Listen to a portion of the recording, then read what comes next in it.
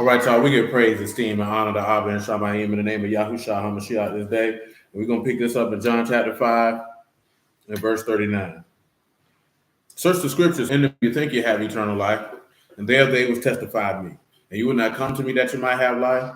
I receive not honor from men, but I know you, that you have not the love of Elohim in you. I come in my Abba's name, and you receive me not. If another shall come in his own name, him you will receive. How can you believe which receive honor one from another, and not the honor that comes from Elohim only? Do not think that I will accuse you to Abba. There is one that accuses you, even Moses in whom you trust. Had you believed Moses, you would have believed me, for he wrote of me. But if you believe not his writings, how should you believe my words? Shalom, Sister Rose. All praise esteem to Abba and Shamayim in the name of Yahushua HaMashiach. Let's hit this 2 Peter chapter 3, verse 12.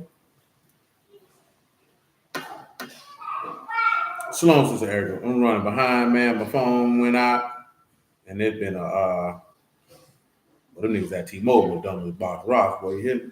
Shalom, Mother Strong. What's happening with you, G? This thing done broke up a little differently. I don't know what these. They got cliff notes. That's amazing. 2 Peter chapter 3, verse 12. Waiting for and hastening unto the coming day of Elohim, because of which Shamahim will be set on fire and dissolved in the head. Hold on. I got a different I got the ESV translation. Hold on. I don't want no ESV translation.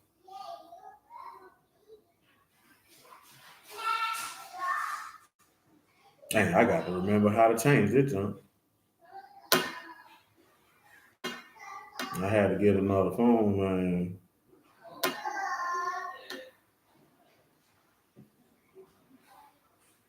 Oh no, I can't pay you $20.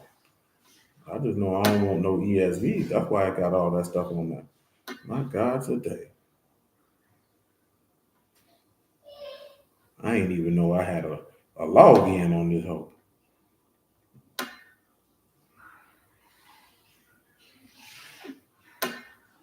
Hold on, y'all, because I got to fix that.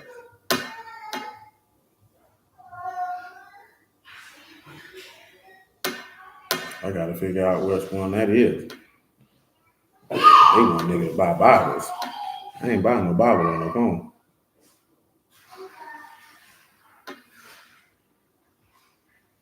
I'll tell you that.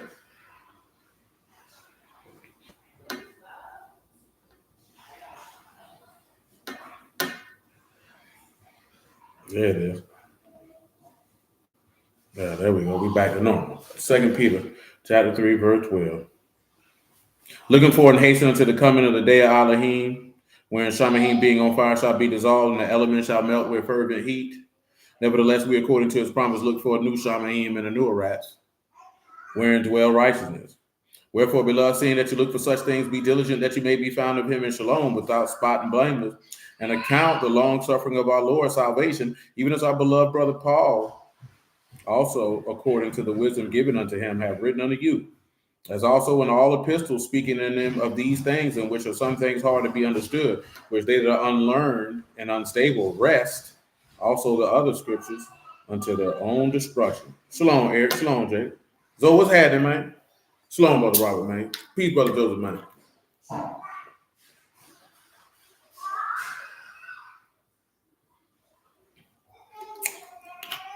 Tavon, what's happening, man?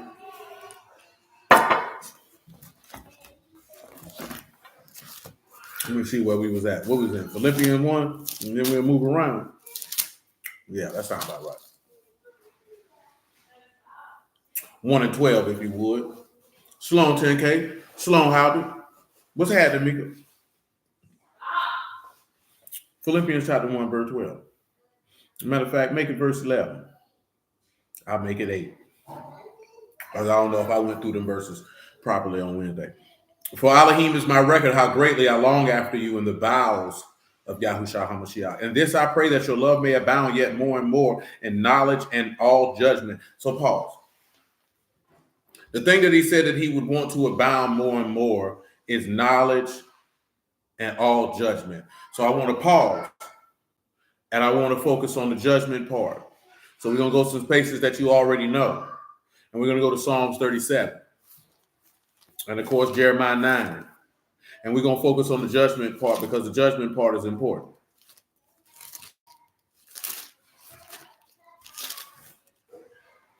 Psalms 37, verse 28.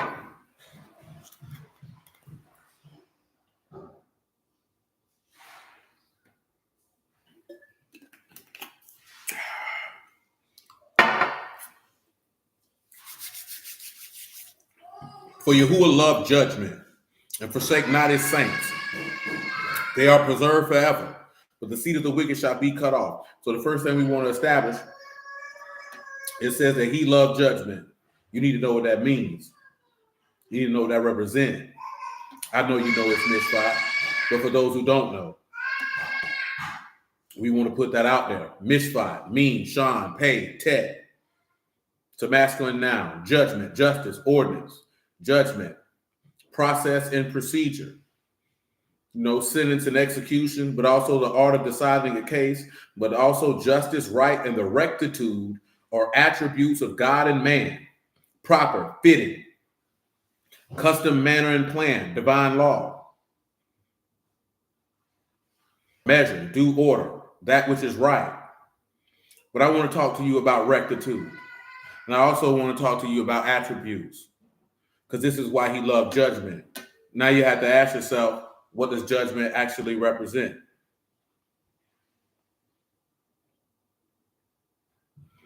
When you look at what rectitude is, it's correct behavior, thinking, or righteousness.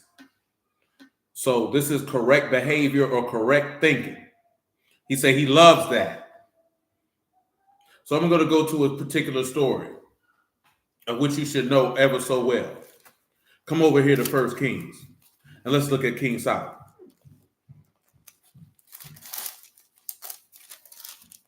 Let's come over here to Kings, what am I on? 1 Kings, chapter 2. Yeah, 1 Kings, chapter 2. No, that might not be the one.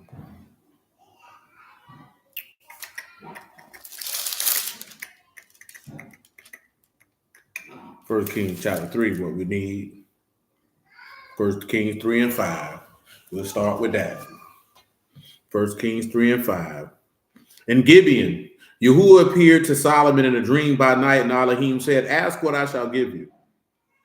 Solomon said, you have showed unto your servant David, my Abba, great mercy, according as he has walked before you in truth and in righteousness and in uprightness of heart with you. And you have kept for him his great kindness, that you have given him a son to sit on his throne as this day. And now, O Yahuwah, my Elohim, you have made your servant king instead of David, my Abba, and I, a little child. I know not to go out or come in.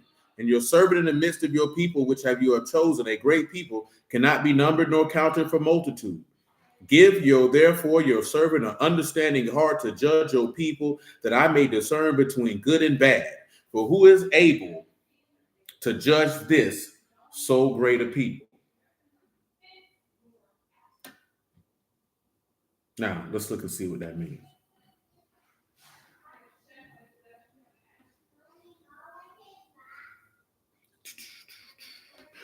I want you to see understanding heart. I just want you to see the words that are used there. Of course, here you have Shema for understanding, which is to hear, to listen, to obey, to hear, to perceive by ear, to have the power to hear with attention, to understand, to hear judicial cases, to listen, to give heed, to yield to. So in this instance, when you're looking at having an understanding heart, you're looking at the aspect of having a heart that can cause you. Barry, I see you put that beet juice in the PTR. That beet juice fire too. He wanted to have an ear to hear. You know what I'm saying? So what does that mean? So let's pause, because we want to be as detailed as possible. Hold your 1 Kings chapter 2. We're holding Psalms 37. This is coming out of Philippians 1 and 9 or 10 of where we springing from. To come to Job 42. You know that Romans 10 tell you faith come by hearing and hearing come by the word. But we want to give you one of the examples of where that comes from that you can see in Romans 10 that some of you know and some of you may not know. If you do know, you hear it again. If you don't know, you hear it for the first time. If you forgot, your mind gets stirred up by way of remembrance.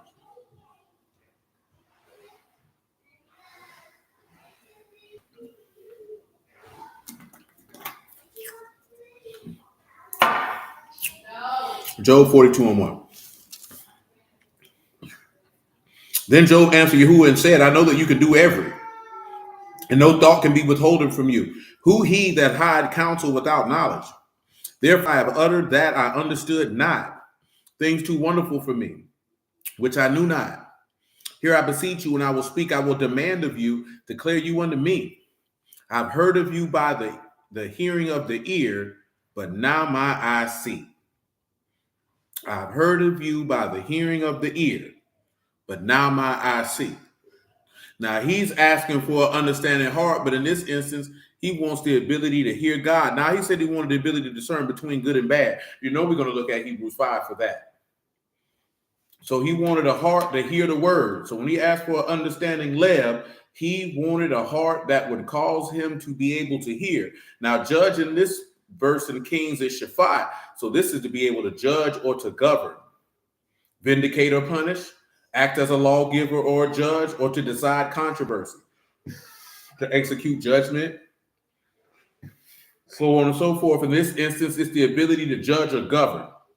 Now it says your God loved judgment. This is what he says. He loved judgment.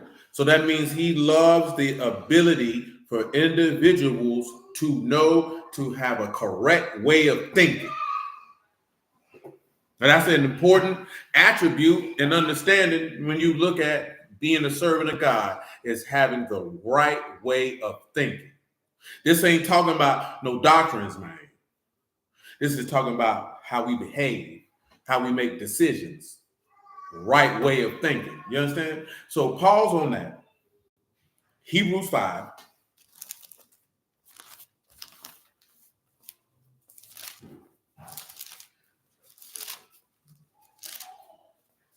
You know we want Hebrews 5 and 11. From Hebrews 5 and 11, we'll get Matthew 23 and 23 on general principle. Then Jeremiah 9 and 23 on general principle. And go from there. This is why he said that that's one of the weightier matters of the law. As we've talked about plenty times over the years, you know, a lot of people get comfortable because you feel like you're going through the motions. But, you know, keeping Sabbath days and feast days and not eating pork is nothing. That's nothing. It doesn't take proper judgment for you to pull that off. That doesn't mean you have a right way of thinking because you do that. Because we're going to know that because, you know, he say that in Matthew 23. He said, them boys tithe and mint Anderson coming. Even when you look at the rich ruler, he said, man, I've been keeping all them commandments from my youth up. But when it came to have the right way of thinking as it came to perfection, he wasn't willing to do that. It's the same thing when we were talking a couple of weeks ago, I think it was last week and the week before that, with the eunuchs, with wanting to be a bishop. Shalom, Brother Marcus, man. Things like it take a right way of thinking. Now, y'all know that 2 Samuel 23 tell you he that ruleth amongst men must be just. Because you have to have a righteous way of behavior. You have to have the right way of thinking. You have to set a particular example of godliness, of faithfulness to God all the way through, irregardless, immaterial, anything you desire to do. That's why it's very few people going to enter in. Remember, he said that straight gate, that's dealing with tribulation or distress. I think we talked about that about a month or so ago. That's why he said everybody can't get through it. You know what I'm talking about? Because everybody likes stuff easy. But your perfection is going to be shown in difficulty. Remember, he said, you know, his grace is sufficient for you because it is made perfect in weakness. And that weakness comes through tribulation and sufferings. However, Yahuwah determines for those tribulations and sufferings to come about. You know what I'm talking about? Now, we don't get to make that determination. But nevertheless, Hebrews 5 and 11. Of whom we have many things to say and hard to be uttered, seeing you are dull of hearing. For when the time come that you ought to be teachers, and you have need that one teach you, which the first principles of oracles of Elohim, and are become such as have need of milk and not of strong meat. If you need somebody to tell you to hear the word of God and fear God, use a baby. Remember, who is he? Let's just look at it. And the highway shall be there. Yeah, indeed. Indeed. Well, I'll get that Isaiah 35 for him. You just put out there. Come over here to Isaiah 28.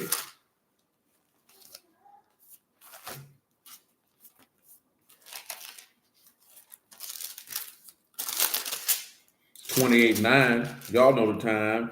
Isaiah 28 and 9. Then after that, Isaiah 35.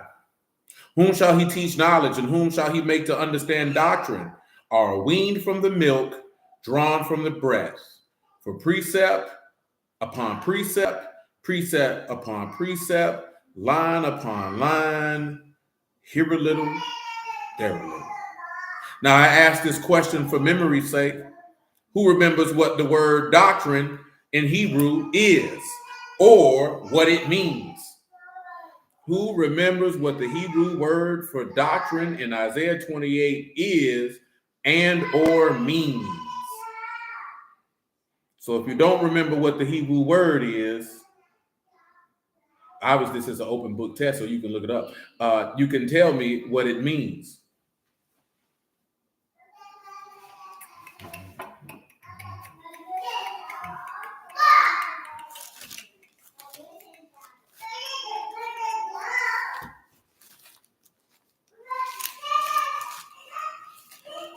Ain't nobody got nothing in an open book test? My God, today. My God, today.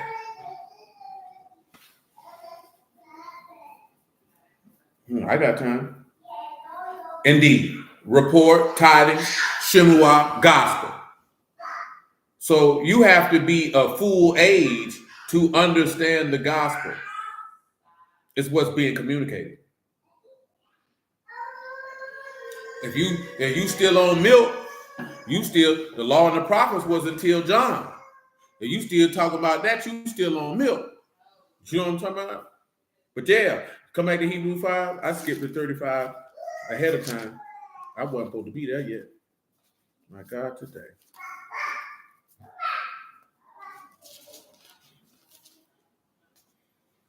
Hebrew 5 and what?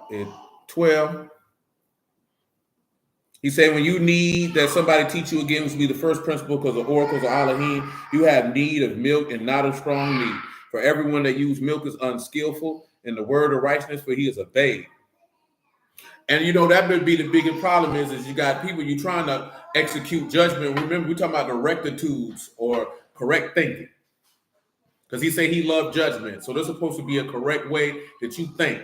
Because correct thinking leads to correct behavior. When you have incorrect thinking, you're going to have incorrect behavior. When it leads to incorrect behavior, you're going to make carnal choices. When you make carnal choices, you're going to sin. And when you sin, you're going to die. You know what I'm saying? So when we're looking at Solomon saying he wants to have an understanding heart to be able to make right choices. Not only choices for himself, but to be able to make the right choice and decision when determining judgment between two parties. And not only that, but even when you're talking about giving counsel to another person, because everything should be done according to godliness. Is that rain? That is rain. Because that's very, very important. A lot of people ask, well, why the Israelite community, this stuff, this, that, there, and the third? Because you got men who are unskillful in the word of righteousness who should still be sucking on the titty, trying to instruct people. Would any of you sit down with a toddler and ask for advice, instruction, and judgment and guidance in life? I don't think you would. I don't think that you would want to be seeking counsel from someone who doodles on themselves. Well, somebody who is unskillful in the word, who hasn't even exercised or used the word to discern between good and evil, that's the same thing as asking a toddler, though this man may be 30, 35, 40 years old. It's no difference when you talk about spiritually. Shalom, Brother Shaul. It's no difference. Yes, should you have understanding of precepts? Yes, should you have understanding of the word and things of that sort? But if you don't have correct thinking, there's no way that you're going to be able to judge properly. Remember, we coming from Philippians 1, so we started that on Wednesday. And he said, I pray that your love may abound yet more and more in knowledge and judgment. So Paul is saying that he prayed that these people increase in judgment. We're looking at Solomon because Solomon prayed for that. And Yahuwah say he loved judgment. And we're going to get to the verse in Psalms 37 where he say, and the righteous have the law in their mouth and judgment on their tongue. So they're always going to have correct thinking. Always. And these are things that he delight in. These are the weightier matters of the law. It's bigger than just telling somebody don't eat pork. Yes.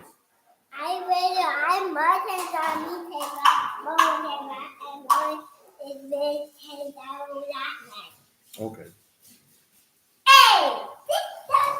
Verse 14, but strong meat belongs to them that are of full age, those who by reason of their senses exercise to discern good and evil.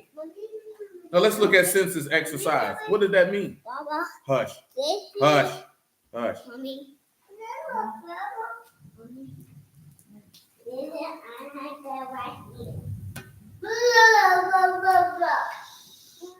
When you look at your senses, that is ahi stateron, faculty of the mind for perceiving, understanding, and judging.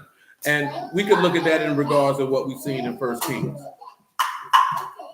Now you have the faculties of your mind exercised. What does this mean to have the faculties of your mind exercised? Well, that's gumnazo. Now that, by definition, if you want to look at it from the Greeks, that's the exercise. Peace, brother Omar. That's the exercise, but naked,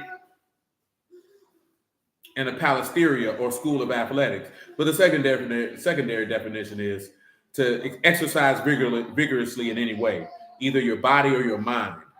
So you're exercising your mind vigorously in order to know what is good and bad. And of course, discern in the Greek. Almost left that one out. There's a decoresis, and that's distinguishing, discerning, or judging. You have the ability to distinguish between that which is good and bad, but you can't have the ability to distinguish between that which is good and bad if you are not vigorously exercising your mind by reason of use. So that means you would actually have to be using the word to be able to do this. And that's where a lot of individuals are going to fall short at because they're not using it. That is hexes, and that's a power acquired by custom, practice, or use. Now, pause.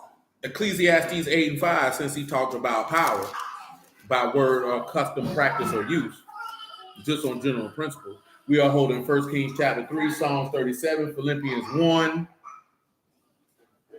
Eventually, we'll get over here to Jeremiah chapter 9, verse 23, Matthew 23 and 23.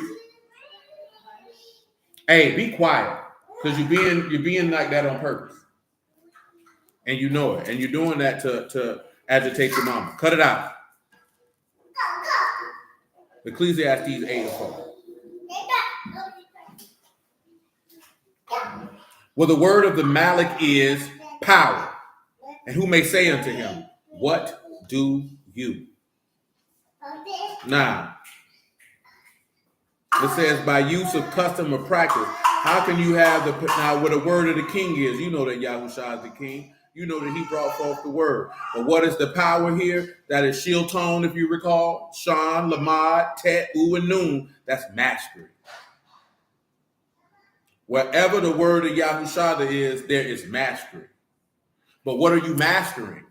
1 Corinthians chapter 9. Hey, that rain came out of nowhere. Boy, you hear me? My God, today.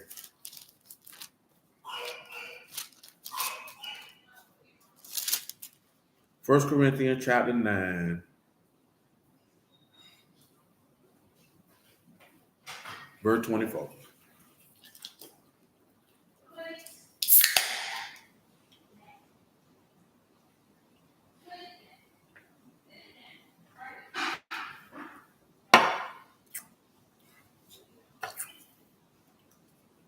bro can't get none of this. By telling me for 5 grams of sugar. Know you not that they which run a race all, but one receive the prize, so that you may obtain. Every man that strive for the mastery is temperate in all things. So with the word of the king, there is mastery. So when we look at this Greek with mastery, it says you'll have self-control in everything. So what is it that you're seeking to master? What does the word of the king cause you to master? What verse would any of you gentlemen, whether old or new, gospel or epistle, law or prophets, would you propose would be able to show forth how the word causes you to have mastery and self-control?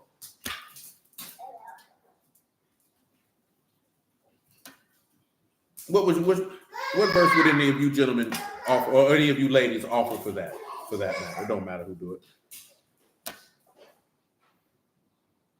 Now, when you guys strive for the mastery, it's one word. It is agnozame.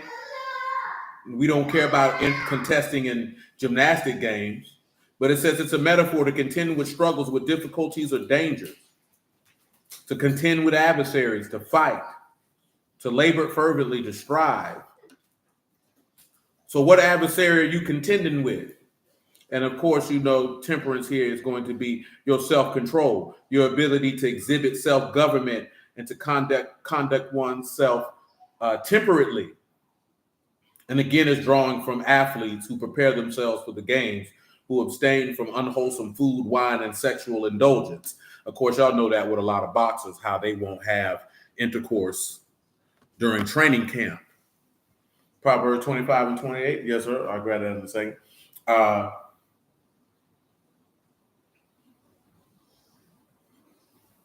Proverbs 16:32, very well. When it comes to self-control and having mastery over one's own will, I think we talked about that when we were talking about being a pastor, that you can't be self-pleasing. You can't seek your own desire or pleasure. That's why it's very few people who actually cut out for the job. Because most people, hey, I want to do what I want to do. You know what I'm saying? What I desire to do, I'm going to put that first. You know what I'm saying? You can't do that and be no preacher. You can do that and be a regular man, but you can't do that and work for God. That's not going to work for him. You know what I'm saying? So, but now we're looking at it the aspect of having, he wants you to abound. Paul is praying that these people abound in all knowledge and judgment. So we want to be able to abound in having the right way of thinking, whether you're a preacher or not. You know what I'm saying? It doesn't matter. Because what is a preacher? He's a co-elect. He's an arranger of sentences. So you can be an arranger of sentences and not necessarily be over a household. But if you're over a household, more specifically the house of God, you have to serve them. You can't serve yourself. Now, when you look at the broad landscape, I read this post this lady made, say she had a dream about the Mike Todd dude. I don't really know what he preach and what he do. You know what I'm saying? Like, other than clips of some of the weird stuff that he be into. You know what I'm talking about? But you can tell that he don't work for God. He worked for himself.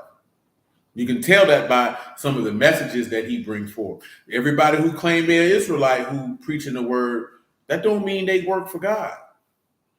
You know what I'm saying? That goes back to the conversation that we had last week. And before that man said you got to look at their fruits to know.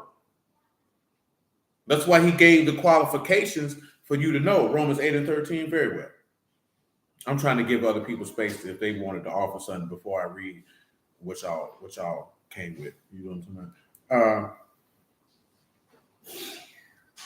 saying? And you have to look at that. I'm going to read this 2 Samuel 23 real quick.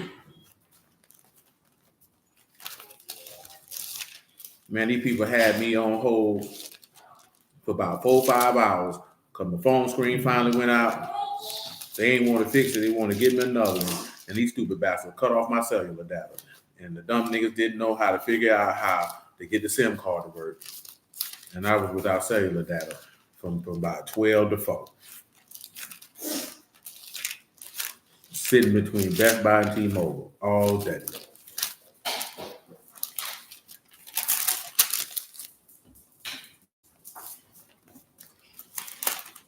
Second Samuel 23 and 1. Now these be the last words of David. David, the son of Jesse, said, and the man raised up on high, the anointed of the Elohim of Jacob, and get out my blind. And the sweet psalmist of Yasharal said, the Ruach of Yahuwah spake by me, and his word in my tongue. The Elohim of Yasharal said, the rock of Yasharal spake to me, he that rule over men must be just, ruling in the fear of Elohim. Shalom, Sister Gwen. Shalom, understand. If you're going to rule over the house of God, you have to do it in righteousness, and you got to fear God. And you got to fear God. You have to have a reverence and a respect for him. If you don't have that, you can't do it. This is why he say that the bishop must be blameless. That's why that statement's made, because that's an example that they fear God. That's why he laid out some of the attributes that they can't be a brawler, they can't be greedy or filthy lucre, they can't be a striker, they can't be a drunkard. Because they have to be just in order to rule. Of course, you should remember this from 2 Chronicles 19. You don't judge for man, you judge for Yahuwah. And don't never forget that. It doesn't matter if you're in a position, in authority, in a congregation, or not. When you are dealing with judgment between anybody, you judging for Yahuwah, not the individual in your face. Shalom, Dad. Stop. There's not a time for that. Govern yourself properly. Do you understand? I said, do you understand? Now you think somebody playing with you. Do you hear me talking to you? Do you understand?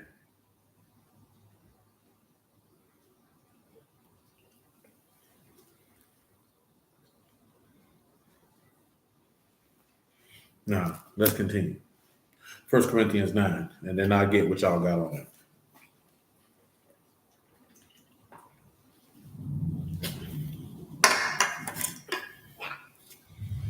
First Corinthians 9:25. Every man that strive for the mastery is temperate in all things. Now they do it to obtain a corruptible crown, but we are incorruptible. I therefore so run not as uncertainly, so fight I not as one to beat the air, but I keep under my body and bring it to subjection, lest by any means what I preach unto others, I find myself a castaway. Remember, where the word of the king is, there is mastery. He that is of full age, for sure, Tavon. He that's of full age, by reason of use, has exercised his senses to discern between good and evil. This means this individual has mastery to be able to he's exercised his mind to be able to distinguish between that which is just and that which is unjust. It's very, very important if Paul is asking for us to be able to abound in knowledge and judgment. I ain't even touched the knowledge of God part yet. That's a different conversation. I'm just isolating judgment for now. So let's go and look at what? Luke 22:43. We are holding 1 Kings chapter 3, Psalms 37, Jeremiah chapter 9, Matthew 23, Isaiah 35. I'll begin to read the verses that have been offered. Luke 22:42-43.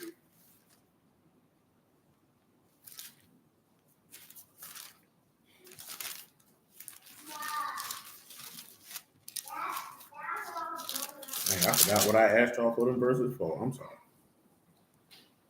I picked that up in 39, though. Mastery. That's what I was asking for. And 4 for self-control. And he came out and went as he wont to the Mount of Olives, and the disciples followed him. And when he was at the place, he said unto them, pray that you enter not into temptation. And he was withdrawn from them about a stone's cast, and kneeled down and prayed, saying, Abba, if you be willing, remove this cup from me. Nevertheless, not my will, but your be done. And there appeared a Malachim unto him from Shamahim, strengthening him. Of course, for most people, that striving for mastery and self-control, that aspect of not their will, but God's will being done, is probably the most difficult thing for most people to be able to execute. Because, in general, people are selfish. You know what I'm saying? And I'm not saying that in this particular instance that necessarily instances of selfishness are a negative thing. You understand? Because that's not what I'm trying to insinuate by saying that. What I'm saying that is that individuals are self-serving. You know what I'm saying? Self-inclining. And in some situations, you need to be that way. You know what I'm talking about? There, you have to have the nuance to understand the situation and circumstance when that comes about. I'm not saying that necessarily you have to just be selfless 100% of the time in every single solitary situation and circumstance. You know what I'm saying? But I can say that when other people are involved, we talked about this years back when, talk about malice, serve, king's duty is to serve. If you are ruling amongst men, that has to be your thought process. If you're over anybody, I just watched a video the other day. People were talking about control. People use the word control and don't necessarily even know what it means by definition, because it means to be able to influence. You know what I'm saying? People's behavior, choices, and actions. So when you're in a position where you have leadership, you want to have control because you want to have the ability to influence. So then you have to look at everything that goes into having the ability to influence other people, because you could influence people justly and you could influence people unjustly. You could influence people correctly and you can influence people incorrectly, depending on the circumstance. And I'm not necessarily talking about the destruction to death by sin. I'm talking about overarching, totally, all the way around the board. So one of the first aspects that you have to look at, do you have influence? What kind of influence do you have? Once you're able to determine what kind of influence do you have, you know what I'm saying? Then you have to sit back and look at how do you wield that influence. You know what I'm saying? And then are you using that influence to benefit yourself? Are you using that influence to benefit them? Are you using that influence to benefit a greater objective? Now, what are you using it for? What are you persuading these people to do? Let me read you the definition of control, because them people were going crazy in that video talking about control.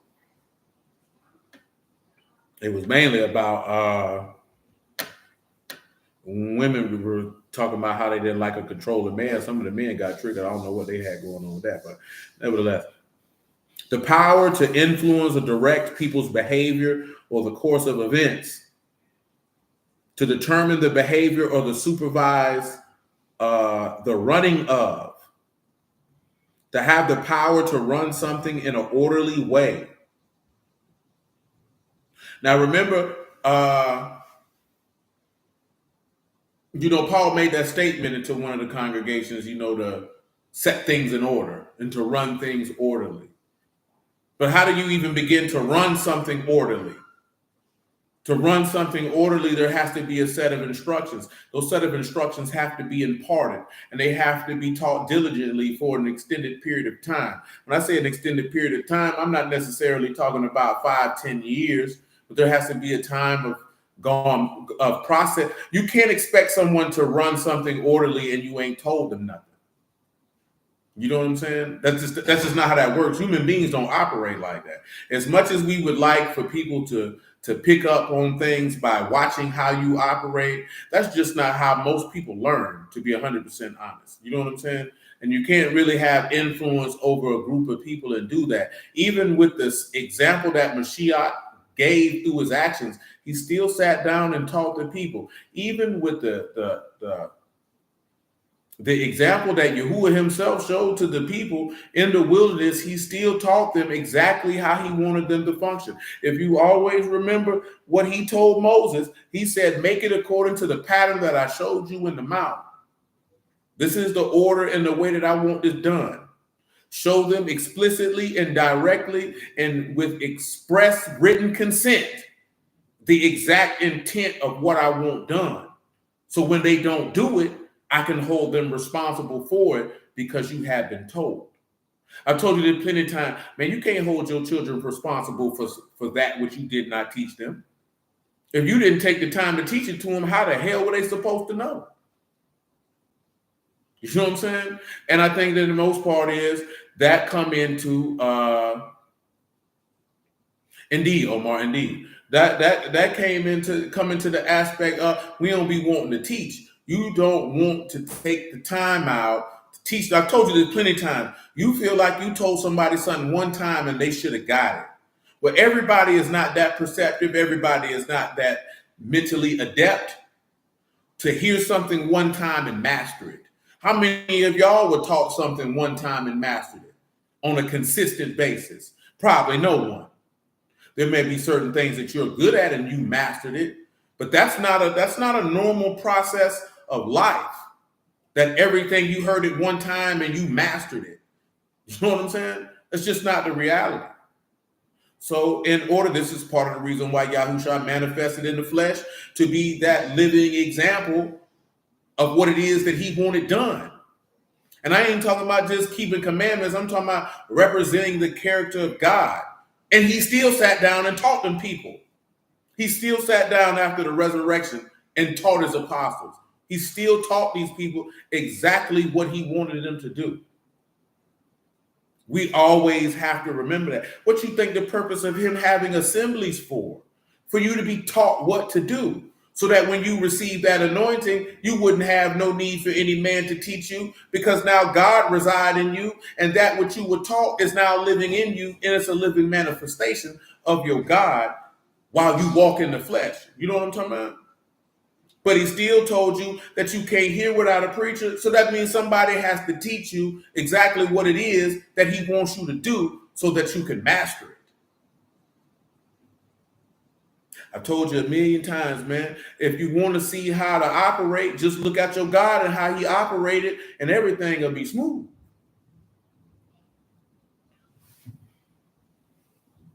The law is great, but Yahuwah is greater. And if you look at him and behave like him, you would never break the law in the first place. But don't nobody want to hear that. You think Yahuwah need to not eat shellfish, man? You think he defined by that? You think he defined by a Sabbath? He don't need no rest.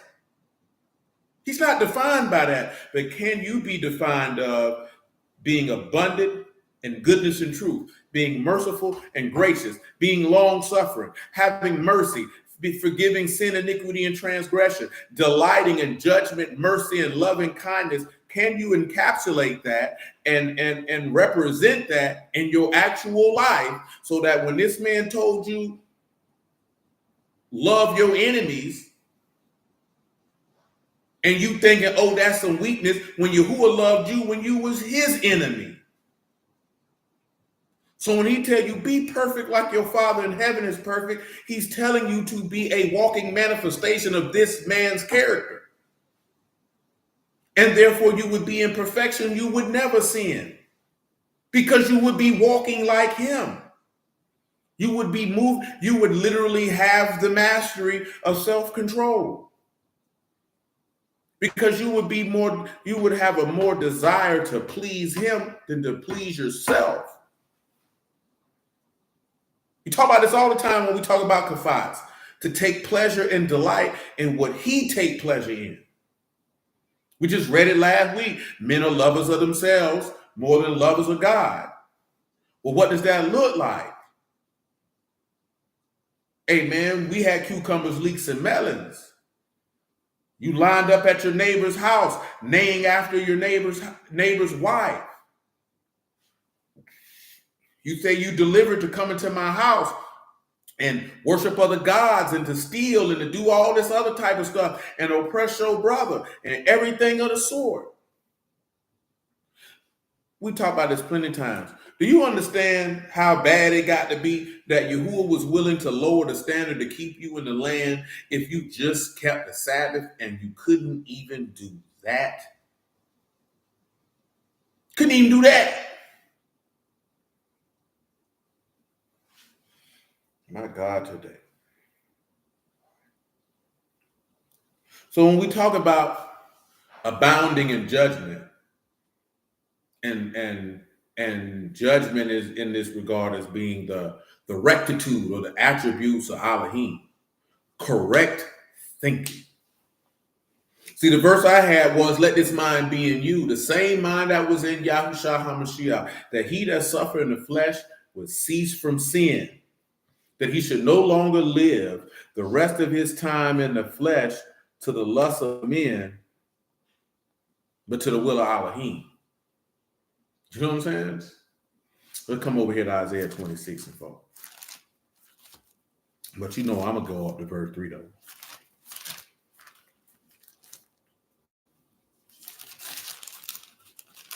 And that suffering in the flesh to cease from sin goes to what Darius got in his I'll make it 26 and 1. And it's Luke 22 of not my will be done, but your will be done. Because I'm willing to deny myself in the flesh in order to do that which is pleasing to God and not what's pleasing to me. Because it's easy to please yourself. It don't take no work to do that.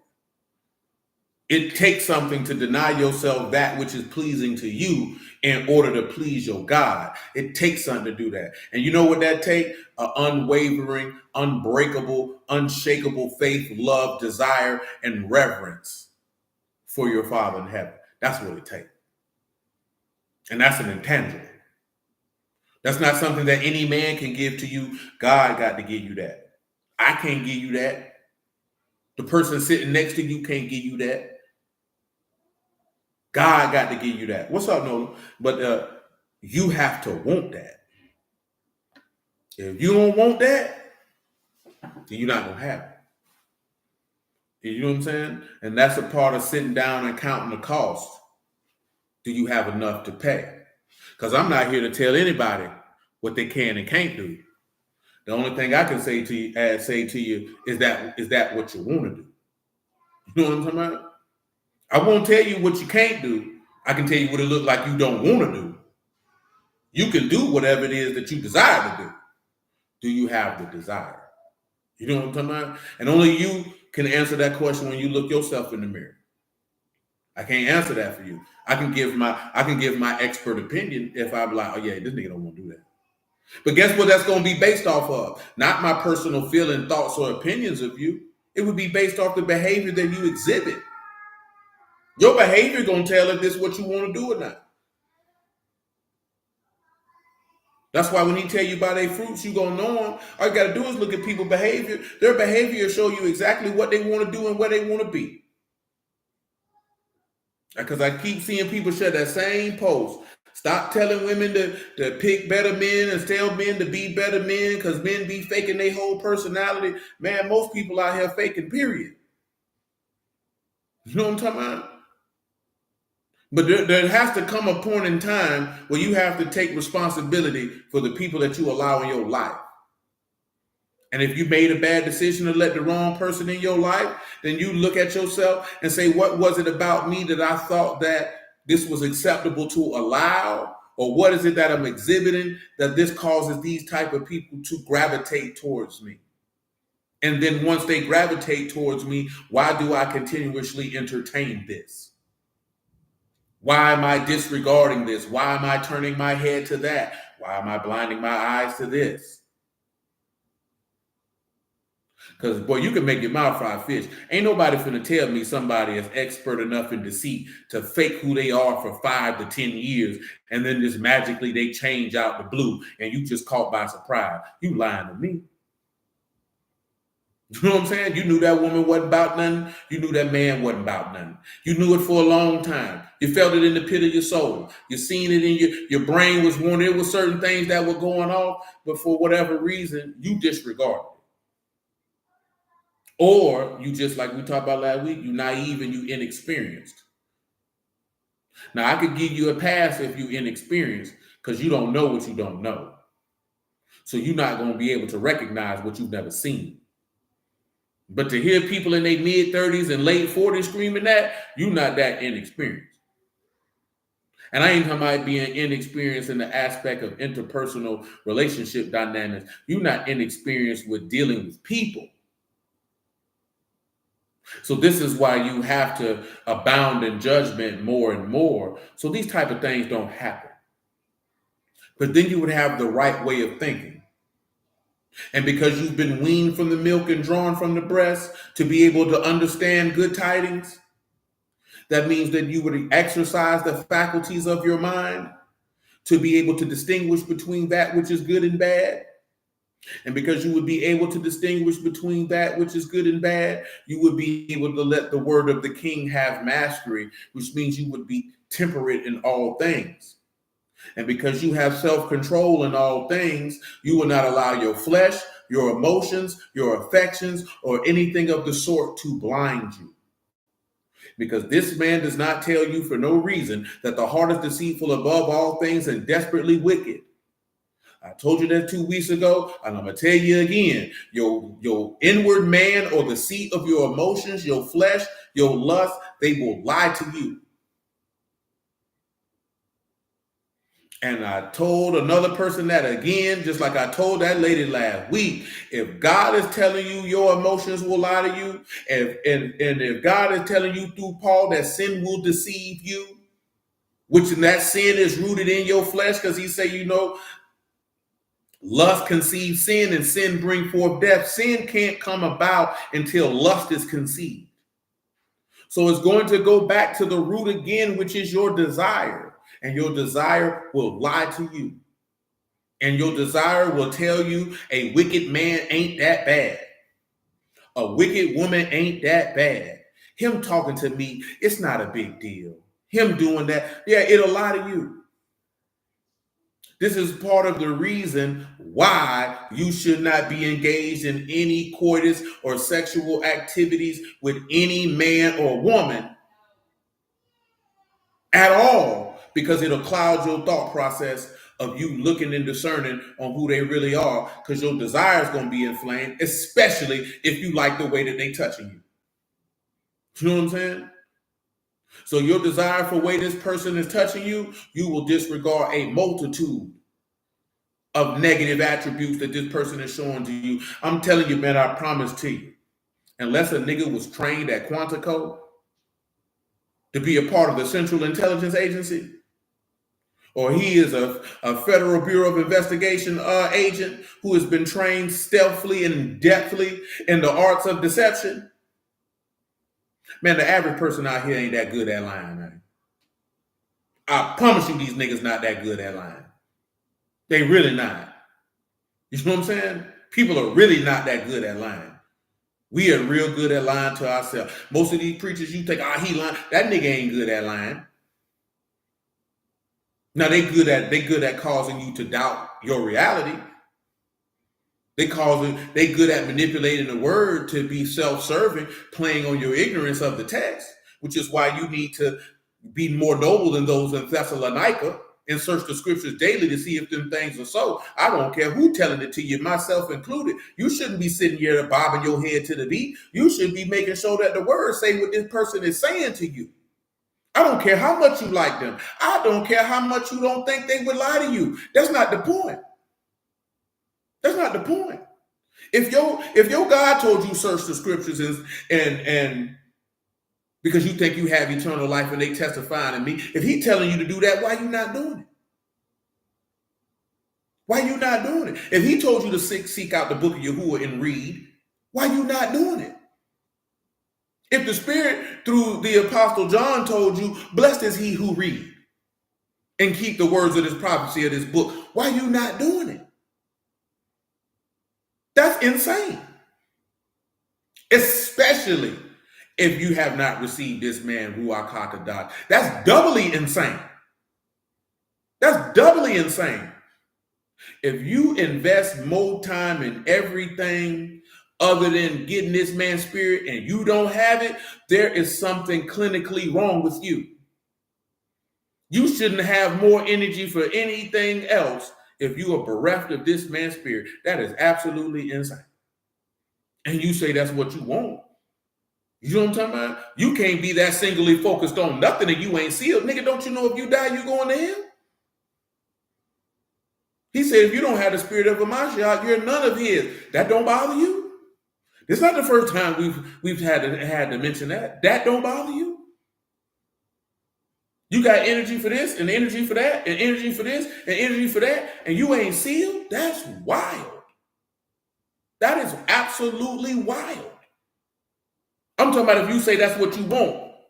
Now, if you just shoo-shooing and poo-pooing, that's your business, because that ain't what you want. But if you say that's what you want, how you that comfortable? You acting like you know you're going to be here tomorrow. Man, I've been doing this for almost 13 years, and I don't walk around with confidence like I know I'm going to be here tomorrow. Man, I could die tonight. You know what I'm talking about? That's the reality. I ain't saying that out of no fear mongering or no scare tactic. I'm talking about that's literally. I could die tonight. God knows. I don't know. And none of us know. There's not a single solitary person in here, on here, who know if you're going to be here tomorrow. So knowing that, you have to move with a sense of urgency. When you move with a sense of urgency, it's not moving with fear. It's moving with purpose. It's moving with diligence. It's moving with intention. You know what I'm talking about? I ain't got time to play. I got something to accomplish. You know what I'm talking about? But nevertheless, Isaiah 26:1. And that day shall this song be sung in the land of Yehuda. We have a strong city. Salvation will appoint walls and bulwarks. Open you the gates that the righteous nation which keep the truth may enter in. You will keep in perfect shalom. Mine stayed because he trusts in you. Trust you in Yahuwah forever. For in Yahuwah, everlasting strength. You better know it. If your mind has stayed on him, it's because you trust in him. But if your mind ain't stayed on him, do you trust in him? Like genuinely. Because he said he wrote a book of remembrance for those who thought upon his name. Do you remember this?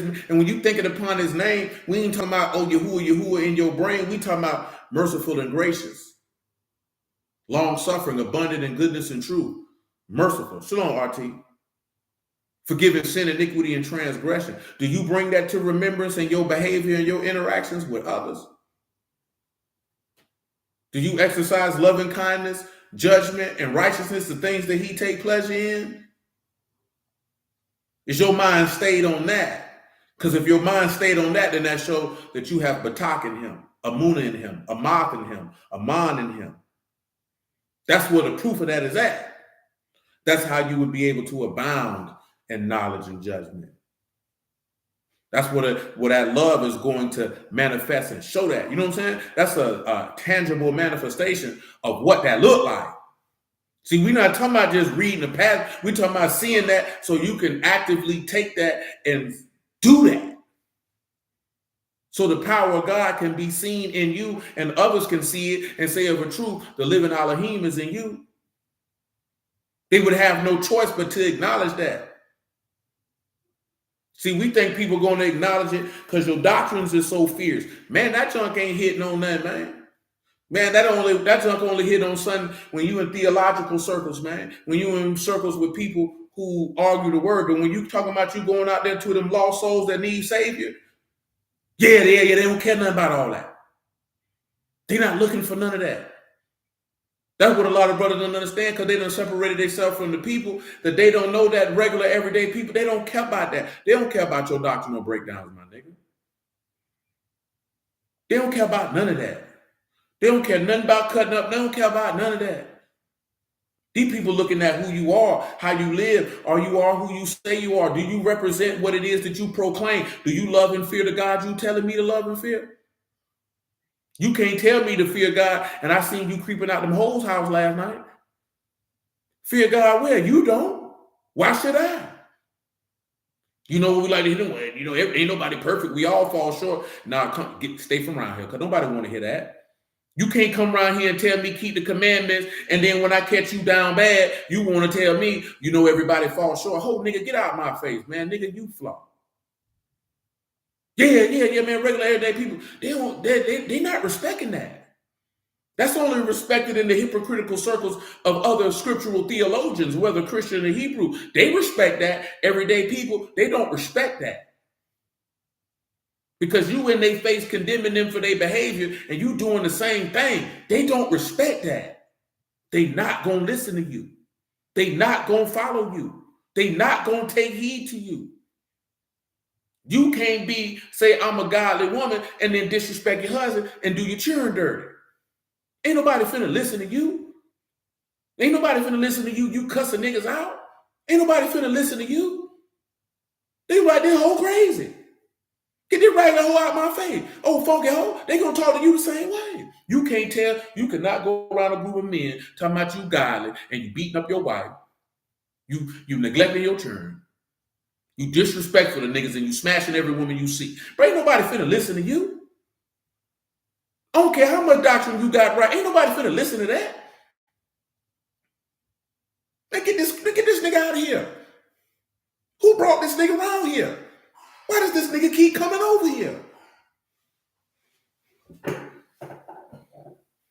You do understand that they killed the Lord because he said that he came and did the works that no other man did, that they might not have had sin. Now they have no cloak or cover for their sin.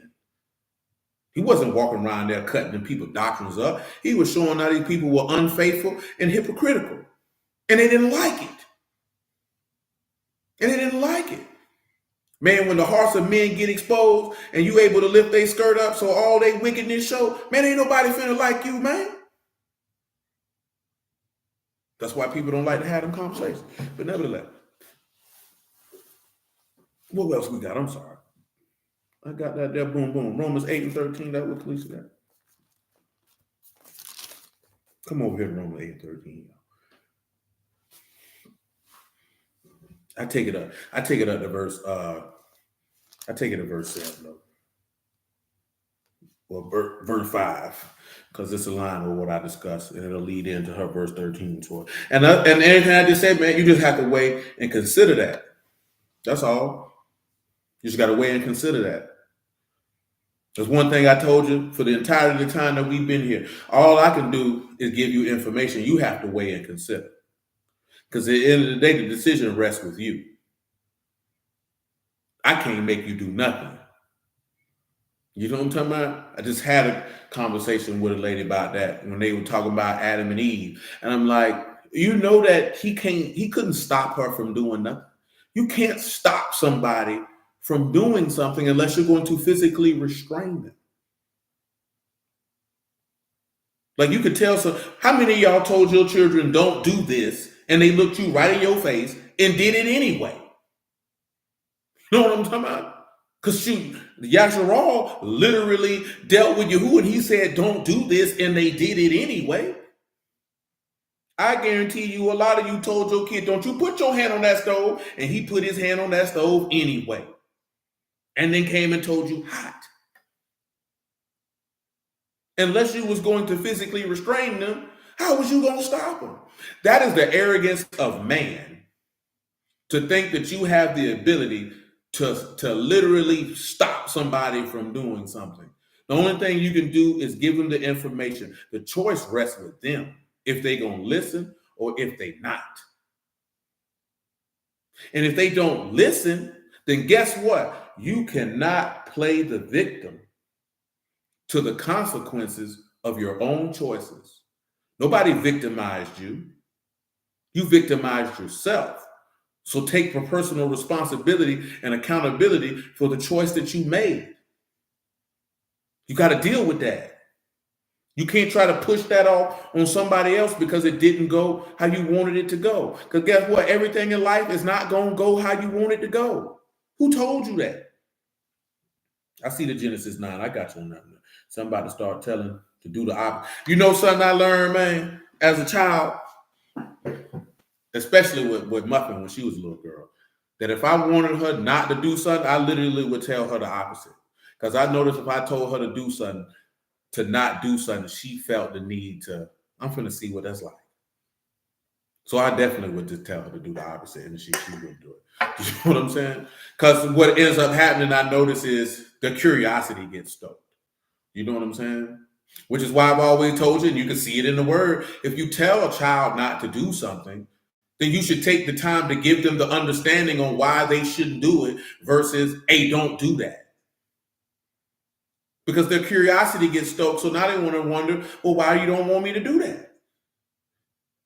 But again, it goes back to the point that we mentioned earlier. You don't want to take the time to teach because you're sorry and you lazy. You know what I'm saying? You got to teach that child why you shouldn't do this. Give them the understanding. Nah, hey, I don't want you to touch the stove. If you touch the stove, boom, boom, boom, boom, boom. Because they don't know. They don't know. They don't understand that that's hot. They don't understand what he is. They don't understand that. Like, what you want them to do? We cannot be with that nigga stuff because I said so. That's going to lead to an individual who goes outside in the world and he's going to be dumb as a box of rocks. Because he ain't going to have the ability to have any depth perception, understanding, or judgment, or anything, because his whole life is built on because I said so. I've been told you a long time ago, man. I told you, I showed my sister what drugs was. Each one. Here's cocaine, here's crack, here's marijuana. This is what it do to you. This is why you shouldn't touch it. Because I'm already knowing you getting into middle school. You finna be around there with them nigga churn. And they gonna do stuff that you ain't seen, that you don't know. She ain't never seen weed before. She don't know what it looked like. She don't know what it can do to you. She ain't never seen an X pill before. This is how people get on drugs. Because you just tell them not to use it and not why. This is what it could do to you. This is the after effects. This is how the direction it could lead your life down. Now, if you gave all that information and they choose to go the other way, that's on them. But if you didn't give them that information, then you're going to have to bear some culpability in that. Because you didn't do your job. Your job is to prepare them for adulthood. You know what I'm saying? Memories are cool. Fun times are cool. But your number one objective is to prepare them for adulthood. Because one day they're going to be somebody's mama, somebody's daddy, somebody's husband, somebody's wife. So they have to have a particular way of thinking and a mature mind to navigate. Nigga, they got to have emotional and mental capacity just to deal with life, nigga. You know how real it is outside, man? God damn it. Come on, man. Romans chapter 8. It's ugly out here, man. You know what I'm saying? It's ugly out here, man. It's people who've been beat on. It's people who people don't love them.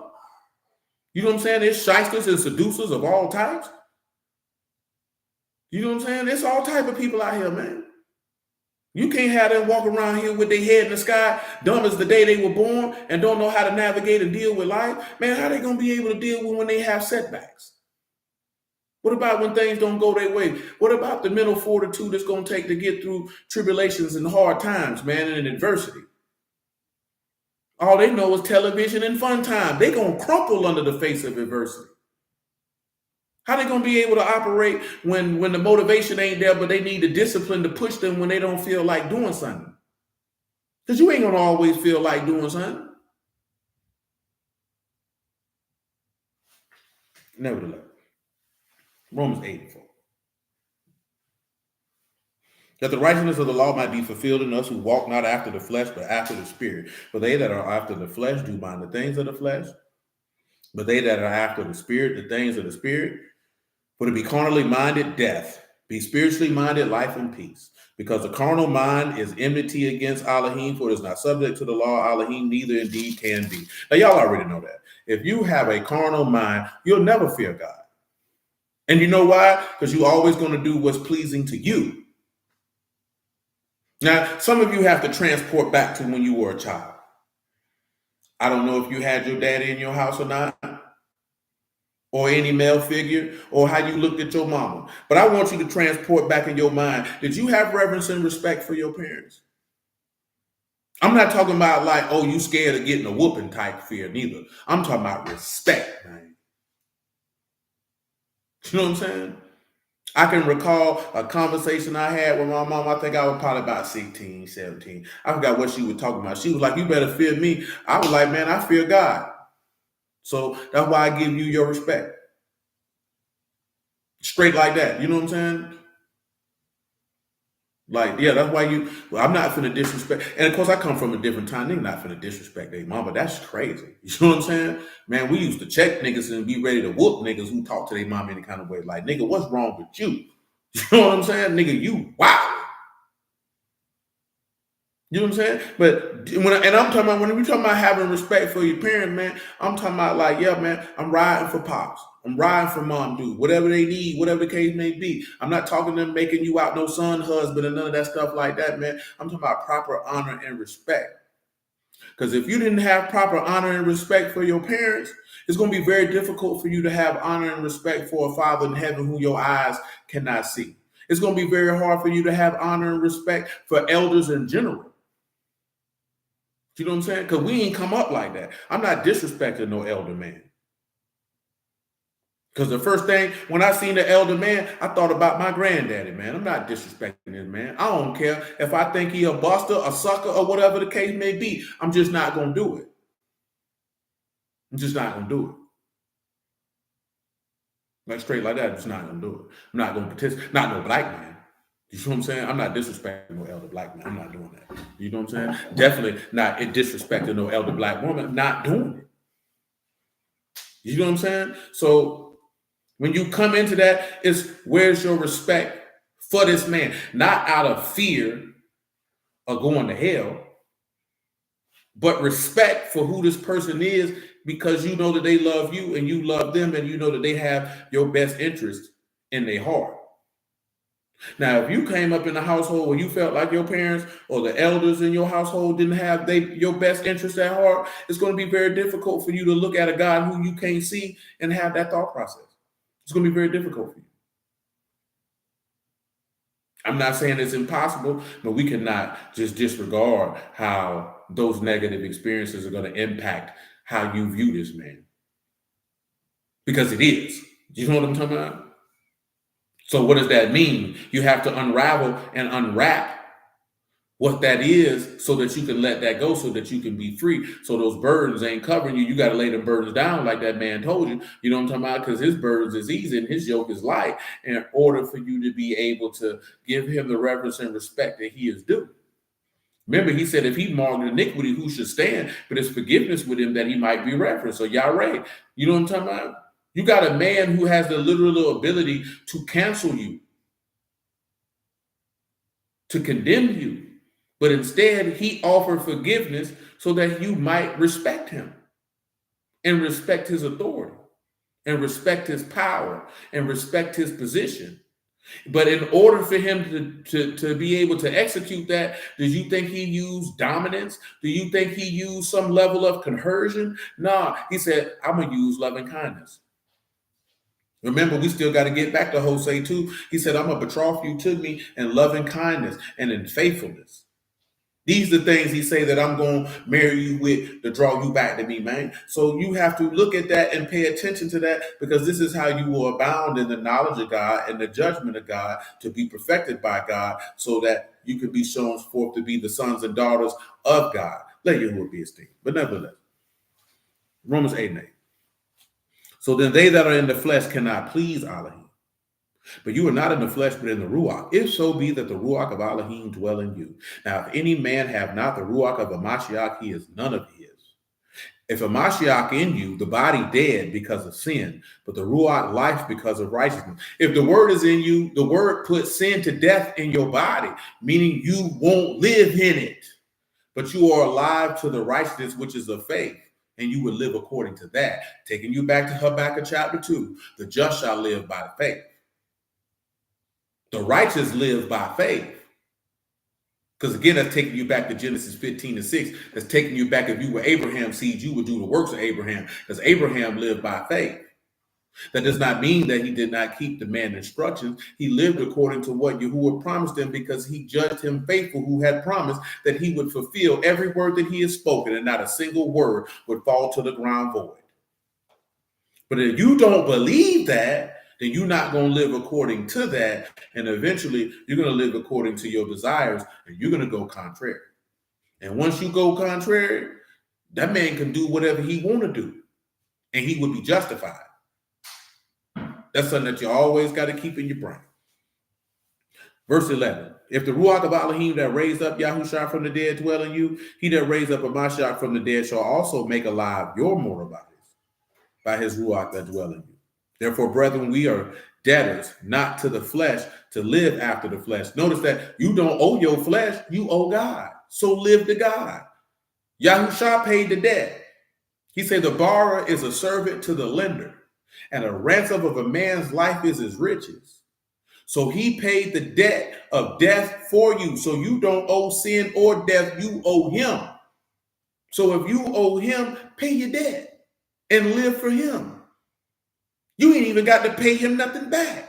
All you got to do is live for the man who paid the debt. He don't even want nothing from you. But your respect, that's not asking for much. You know what I'm talking about? When you sit back and look at it, how much you owed and he paid that debt, and the only thing he wants is your love and respect, that's not asking for much. That's not asking for much at all. You know what I'm saying? To be 100% honest. But nevertheless, verse 13, for if you live after the flesh, you shall die. But if you through the Ruach do mortify the deeds of the body, you shall live. And that comes down to self-control. If you can put to death your flesh, you can live under God. But if you don't, you're going to die. And there's no way around that. You can't be carnally spiritual. There's no such thing. You can't be spiritually carnal. You're either or. Spiritual, live. Carnal, you're dead. You ain't no half and half. This ain't what you put in your coffee.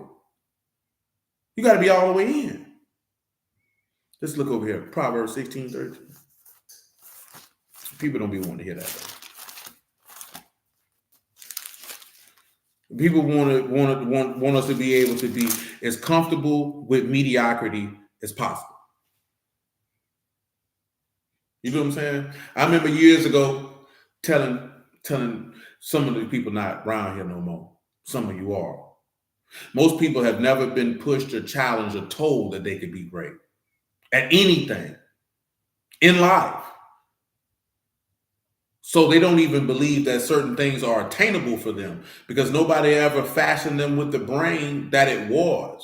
So when somebody come to you with the word and say, yeah, you can be perfect. Yeah, you can be great in the word. Yeah, you can do this. It's unfathomable to them because they've been told that they can be mediocre or below mediocre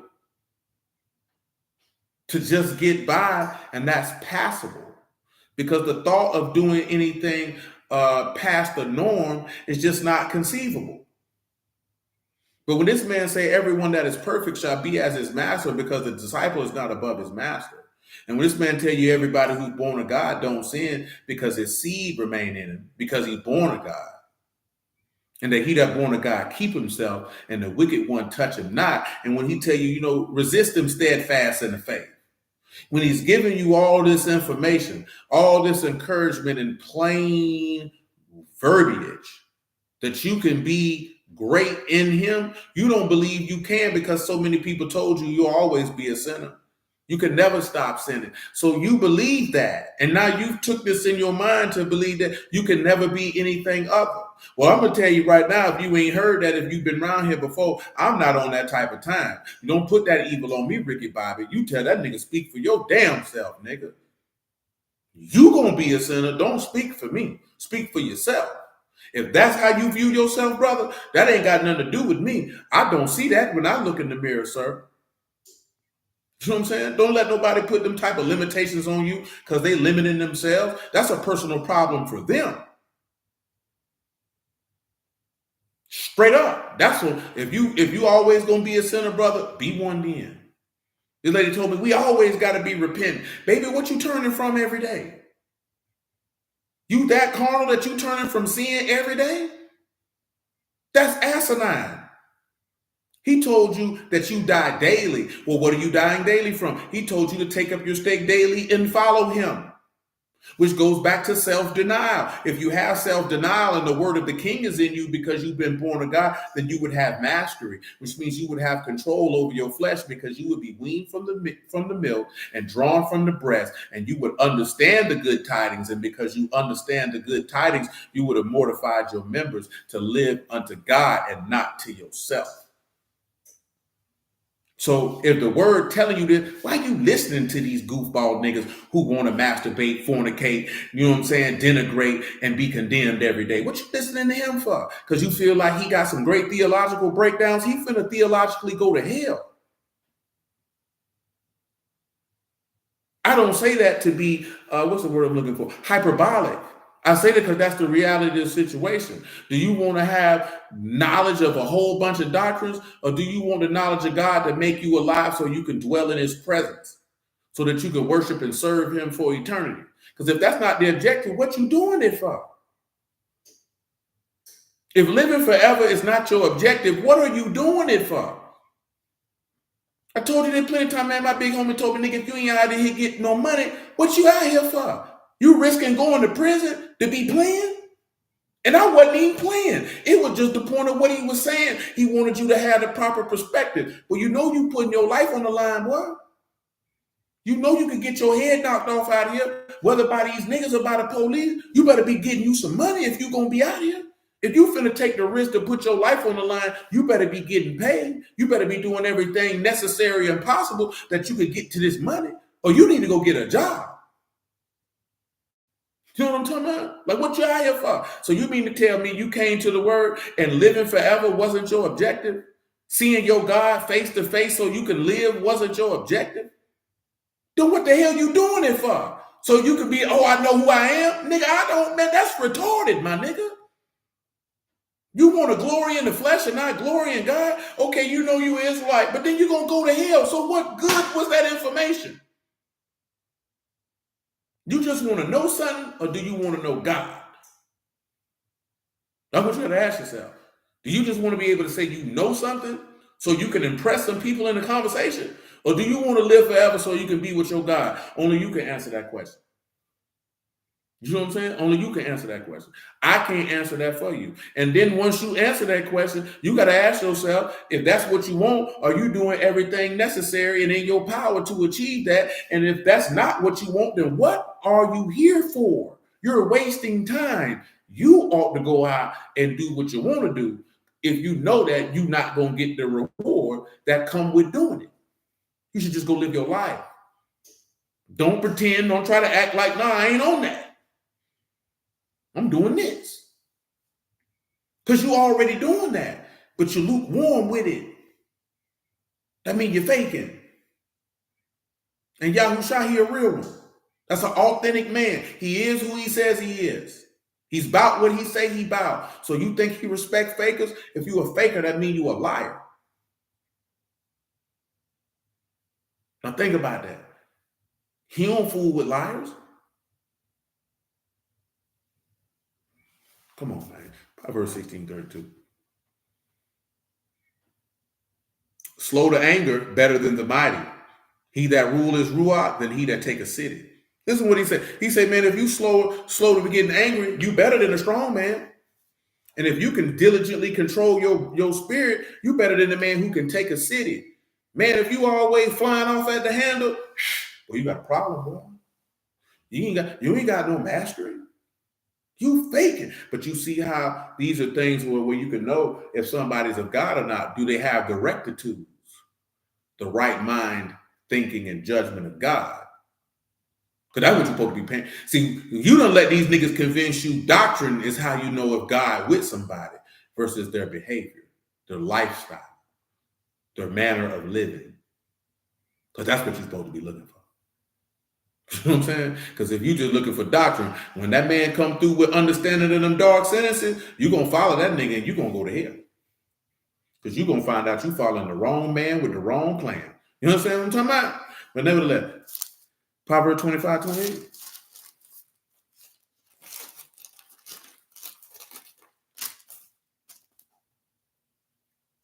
He that no rule over his own ruach, a city broken down and without walls.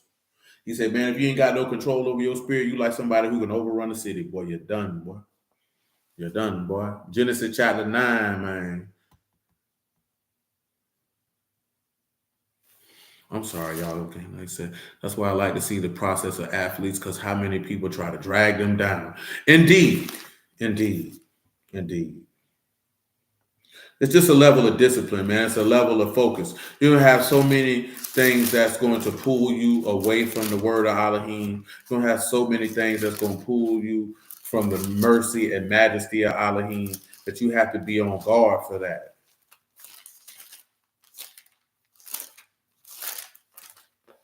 Because they out there, man. I'm trying to tell you. Oh, you say, would his bow show control and mastery?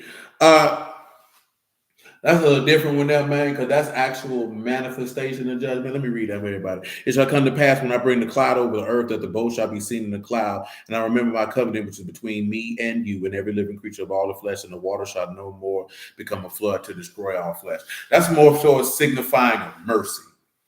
Instead of, hey, I could kill you niggas because you wicked, but this is a sign of my mercy. I'm not gonna do it. You know what I'm saying? Because Yahuwah doesn't necessarily need mastery of self-control because he is the master of all masters. You know what I'm talking about? So, but I get your drift of why you would have swung in that direction, though, nonetheless. Let's swing back. Let's get this Matthew 23 and 23 out of the way. I done forgot some of the spots I was holding, but Lord willing, he'll bring it to mind. After Matthew 23 and 23, Jeremiah 9 and 23, then back to 1 Kings.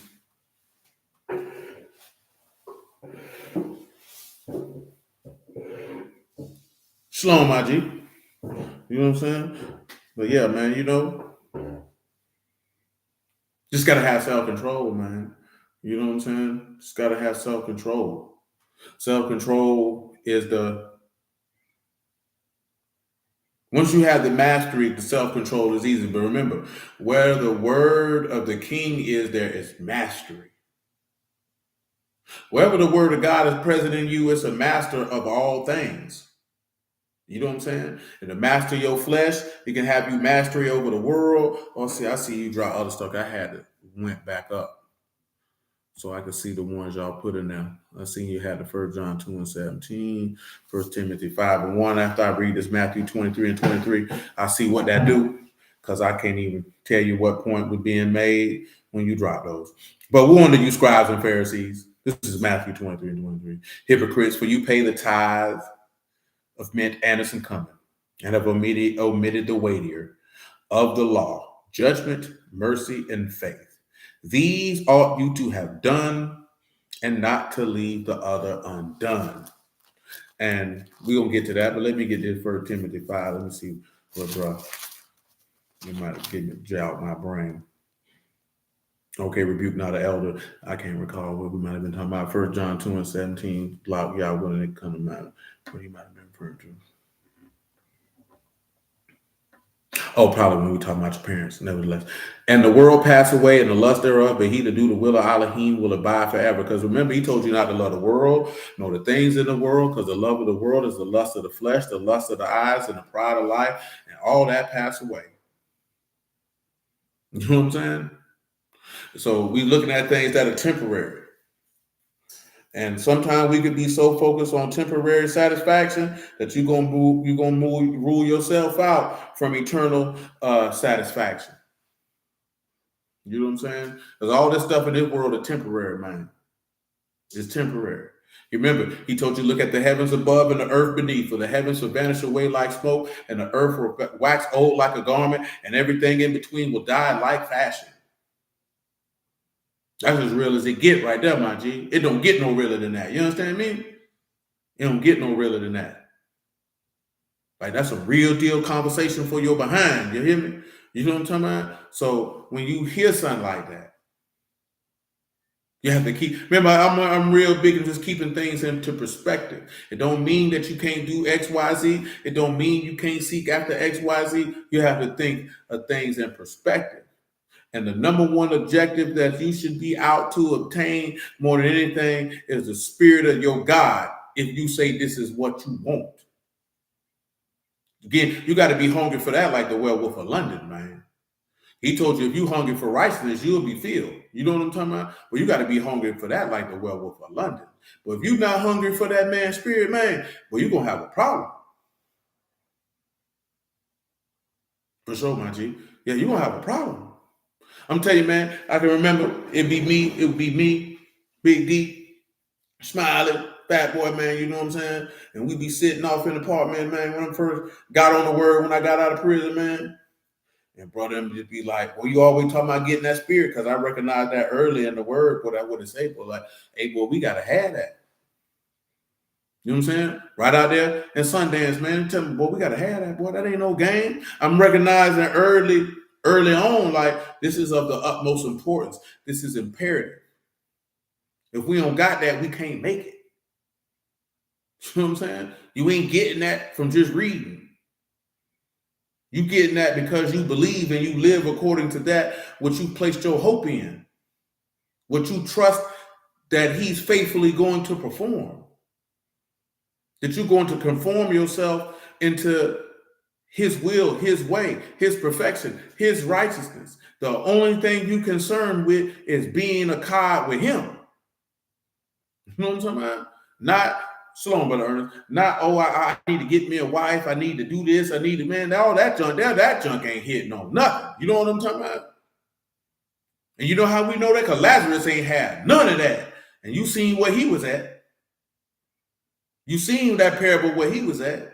So that's what I mean by perspective. Your perspective. What are you after? What are you doing this for? What are you trying to do? And I know that we could get complacent if you've been in it for a long time, because then you might have a period where you just going through the motions. But boy, you got to stay hungry, man. You got to stay on your toes.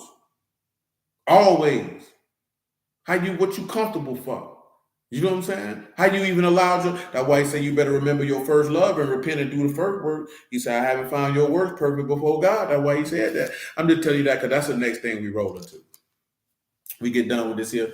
I was thinking on it earlier, man. We go ahead and because I don't think we done that yet. You know what I'm saying? Take the verses that's in the Tanakh that point to the 7 assemblies, but then do the deep dive into the assemblies themselves and go spot for spot with each rebuke. Because, Philadelphia is the only one that he didn't rebuke. You know what I'm talking about? And look at why he was rebuking these people. You know what I'm talking about? And the examples previously of the people doing that, so we can learn from that so we don't make the same mistakes. But nevertheless, Jeremiah chapter 9, verse 23. Remember, he told you everything that was written aforetime was written for our learning. So we can look at what didn't work and why, so we don't replicate it. Because it's easy to replicate it. You're human.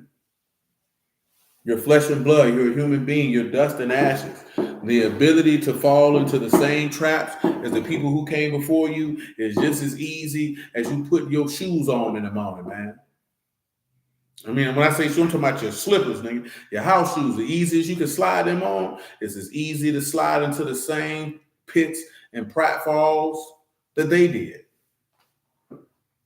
Because human nature is human nature. No matter the dispensation of time, no matter the modernization of a society, no matter what technology or creature comforts that particular society or culture may have to give and or exhibit,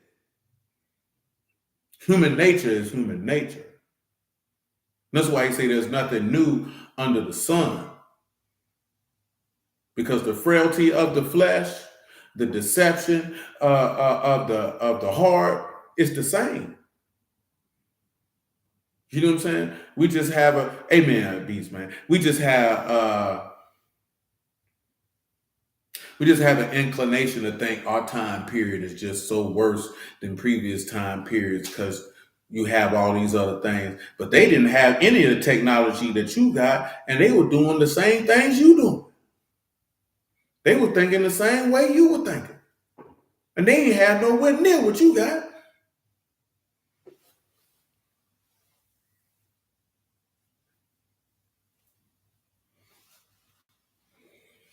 My God, today. Jeremiah chapter 9, man, verse 23. Thus saith Yahuwah, let not the wise esteem in his wisdom, neither let the mighty esteem in his might, let not the rich esteem in his riches, but let him that esteem in this, that he understand and know me, that I, Yahuwah, which exercise loving kindness, judgment, righteousness in the earth, for in these I delight, saith Yahuwah. Y'all know that man say he delight in Chesed, Mishpat, and Sadak. That man said he take pleasure in loving kindness. He said that's what he would draw you with. He didn't say he would draw you with doctrine. He didn't say he would draw you with your nationality. He said he would draw you with loving kindness. Say, right, it's all kinds of devices. Absolutely. Absolutely. It is all type of things out here, man. That's why you got to guard your heart. That's why I told you in Proverbs, guard your heart, for the issues of life proceed from it. You know what I'm saying? You got to protect your inward man, because there's all type of stuff going on out here, man. And if you don't protect it, you could fall, you could fall victim to the proclivity of whatever desires that you might have. Because as Solomon told you, every man know the plague of his own heart. Everybody got different desires and lusts. Everybody's lust ain't the same. You know what I'm talking about? So you got to pay attention to that. You know what I'm saying? Because a lot of times it ain't Satan that's getting you, it's you. It's you. You see, it's easy to blame it on the adversary. The adversary ain't nothing but that, an adversary, and a tempter, and a slanderer. That's how he operates. He don't operate nothing outside of that. He's a deceiver, he's a tempter, he's a slanderer, he's an accuser, and he's an adversary. That's how he behaves. So when you see those things, that's how you remember, we talked about that last week, cast out the scorn and the contention will cease. So when you see somebody who's a continual slanderer, an accuser, always adversarial and contentious, you know what I'm talking about? Always lying. It's not that Satan is in them. They're just that. They're an adversary. They're showing you that they had that type of mind that he has. See, it's easy to say somebody got a we talk about it all the time, got a demon in him. No, that nigga ain't got no lust demon on him. He's just a horn dog. He doesn't have control over his members. He doesn't have control over his desires. He allows his penis to dictate his decision making. Ain't no spirit in you got you wanting to have sex with 25 different women in a week. Now, can Satan bring 25 women to tempt you because he know you weak in the flesh like that? Absolutely. But you would need to know where you weak at and let the word of God reside there so you can be stronger than your flesh is weak in. You see, nobody like to talk about that, because what we like to do is pass off accountability onto someone else to shade away from the fact that that's you. That's you. That you allow every and anything to have power over you other than the word of your king. But that's what we read, didn't it? Where the word of the king is, there is mastery. So you're allowing everything to have power over you but him. That's why I told you, you's a grown person. You talking about you triggered me and now you acting this way. That means that trigger and that person who triggered you got power over you. How you letting another man have power over you like that they can utter words that can dictate how you behave and respond? That's weakness, son. And I'm talking about, I ain't talking about weakness, how people say weakness. I'm talking about that's weakness in emotional capacity. That's weakness in mental fortitude. That is weakness in self-control. That is weakness in the ability to be influenced and behave outside of your character. We talking about specificity, man. And when we talking about weakness, that nigga weak. No, we talking about the exhibit, why you weak in that area so that you can strengthen it so that this person would not have power over you. See, I thank the Lord, man, that I had people teach me that at an early age, that you don't let no other man have power over you like that. How you let a nigga words have power over you? You gonna throw your life away because a nigga said something you ain't like? Nigga, you that weak in the mind, nigga? You that weak in the mind, man, that you'll throw your life away over some words? Man, I just read a story, man. Matter of fact, Drew shared that story, man. Well, a dude shot and killed somebody because they bumped into his car at 3 o'clock in the morning, man. They bumped into his car. The man get out the car with his fire. So, of course, the other man go to get his fire. Now, he done shot this woman and this dude. The woman done died. You threw your life away because somebody brushed up against your car. Do you know how weak you is, man? You let that bother you to the point that you was willing to shoot somebody? Man, you threw your life away. Man, I would have kept on driving. Who cares? It's just a damn car. You ain't finna have no car and no butt.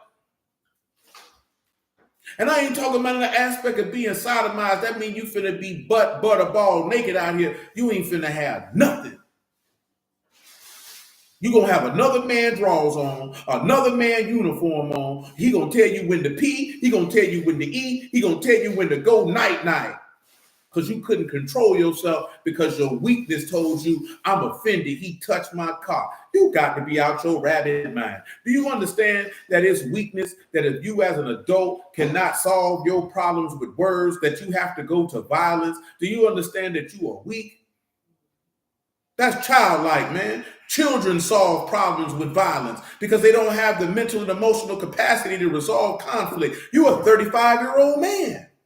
You're a 40-year-old man. You're a 50-year-old man. And you want to fight?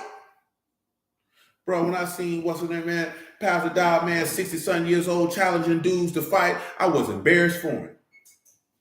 And I ain't saying that to be funny or disrespectful. I was embarrassed for him because you too old for that. I couldn't even imagine myself being at 60 years old, challenging men half my age to fisticuffs. Me in 20 years, we ain't even peers. What I look like want to fight somebody who ain't even my peer? We're not even peers. I'm not doing that. That's embarrassing, G. That's embarrassing. You know what we'll look at that? Yeah, the nigga ain't gonna try me. Nigga, you 33, you got kids. What you mean ain't nobody gonna try you? You need to try to go home to your kids, man. Before you end up going home to somebody's jail cell. Or even worse, to the medical examiner's office in a bag. Because the nigga ain't gonna try you. Come on, man. Is you serious? That's weakness, bro. What I told you last week, man. Niggas say, man, when we were younger, man, niggas, people, that's why your mama do this. Nigga, I don't care what you don't even know my mama. Care what you say about my mama. You don't know my mama. You don't know my daddy. You don't know I don't care nothing about all that. And I say that when you can recognize when somebody is trying to emotionally manipulate you to react. You're supposed to be stronger than that. Because most people do things to get a reaction out of you. And you gonna give them that? That means you weak. How do we know this? How many times when people try to get a reaction out of the Lord? Did they get one? Pilate came to him, you ain't gonna say nothing? No. He didn't even say no. He looked at him. Because what did Psalm say? He said, I don't speak because thou did it. He didn't do all that. That man told Peter, I could call for 12 legions of Malachim right now. You know what he told Pilate? He kept it ever so gangster. If my kingdom was up this world, don't you know me and my crew would fight? Cuz what is you talking about? We ain't no hoes over here. I ain't got nothing to prove to you. They come to this man demanding for the kingdom to come right now. Show us a sign. He showed them nothing. Because I ain't got to prove nothing to you. You're not finna manipulate me and trigger me and move me to do something outside of my character, man. That's strength. When somebody's words can make you do something, you are weak. That's not strength, my G. That's weakness. You know what I'm saying? I don't know if your daddy told you that, but if he didn't, I'm telling you right now. If words can make you behave in an untoward fashion, you are weak. What's that? That's right. Only sign you getting from me is rising in 3, for sure. You know what I'm talking about? But for real, man, you got to look at that as a man. And you gonna throw your life away by some words, bro? By some words? I say this because most of you men in here got something to lose. I told you that man, the most dangerous man in the world is a nigga who ain't got nothing to lose. But I was just looking at some documentaries of that Indian man going in the hood, talking to the boys in New Orleans, talking to boys in Houston, talking to boys in Brooklyn and the Bronx, talking to boys in Philly. Some of these people in them documentaries dead. And you know what a lot of them had in common? I'm ready to die for this. He ain't had nothing to lose. So he didn't care. See, they'll call you weak and all this other stuff when you got something to lose because you got consequences. Guess what you got to lose? You got your soul to lose. So you think you finna go back and forth with the sinner? The sinner don't care about losing his soul. His soul already gone. He don't care. You got something to lose. Let's look at it on the natural side of things. You say you had to share that with a young man today. I pray to God he take heed. Listen, on the natural side of things, you got your children to lose. You got your career to lose. You got your business to lose. You got your family, your spouse to lose. You know what I'm saying? You got all that to lose on the natural side of things. You get on the spiritual side of things, but you got your soul to lose, boy. You got eternal life to lose. That's right, Joseph, man. He killed his soul 1,000,000 times already. Boy, a sinner kill himself every day. He losing every day. He don't care. That's not a concern to him. So you have to remember that you got something to lose, man. You got people out here, they don't care nothing about throwing their life away because they don't love themselves. They feel like ain't nothing out here for them. So what's the point? Man, that's a dangerous individual. You don't want people like that around you, man. And you definitely don't want to be enticed by somebody who think like that so you can throw your life away. Man, you can't let a miserable nigga trick you out of position, man. That's what the old Jesus tell us all the time, man. Don't let these people trick you off the street. You gonna let these people trick you out of the kingdom, boy? My God, today. Isaiah 35. 35:1. Then I get Ecclesiastes 7. He said you can see it in their eyes. They really living like no regard for their own life or anyone else's. Say seen dude videos after the dark side. Yeah, man. I'm telling you. That dark psychology video, I'm telling you, man. Now that's just a personal interest of mine. You know what I'm saying? Because see, you had to get to a point, especially with judgment, you got to be able to hear what people ain't saying when they talking to you. See, your judgment ain't where it need to be if you can't hear what a nigga not saying. And just because you can hear what somebody not saying don't necessarily mean you need to speak on it in the moment, but you got to be able to pick up on what's not being said. The same way I be telling niggas like, man, we be talking about certain stuff with the word book, chapter, and verse. I got to spell it out for you all the time. You illiterate nigga. You can't read between the lines. You got to be able to pick up on that, man. All that's a part of the ability to discern between good and bad. All that's a part of increasing in judgment. All that is a part of having the ability to have right thinking. Because people say a lot of things, but they didn't put them in words, but they told you though. You know what I'm talking about? Yeah, man, you got to pick up on all that, man. You know what I'm saying? Human nature is something else. It's complex, but it's simple at the same time. It's complex because you have to weed through a lot of the smoke and mirrors that people use to cover up what's going on internally. You know what I'm saying? I can tell you, man, looking at some people look at them video documentaries because you be enamored with just nigga stuff. But if you really sit back, because a lot of them, they'll have some nigga moments on there, but then you have some real people in there who not posturing because of camera in their face.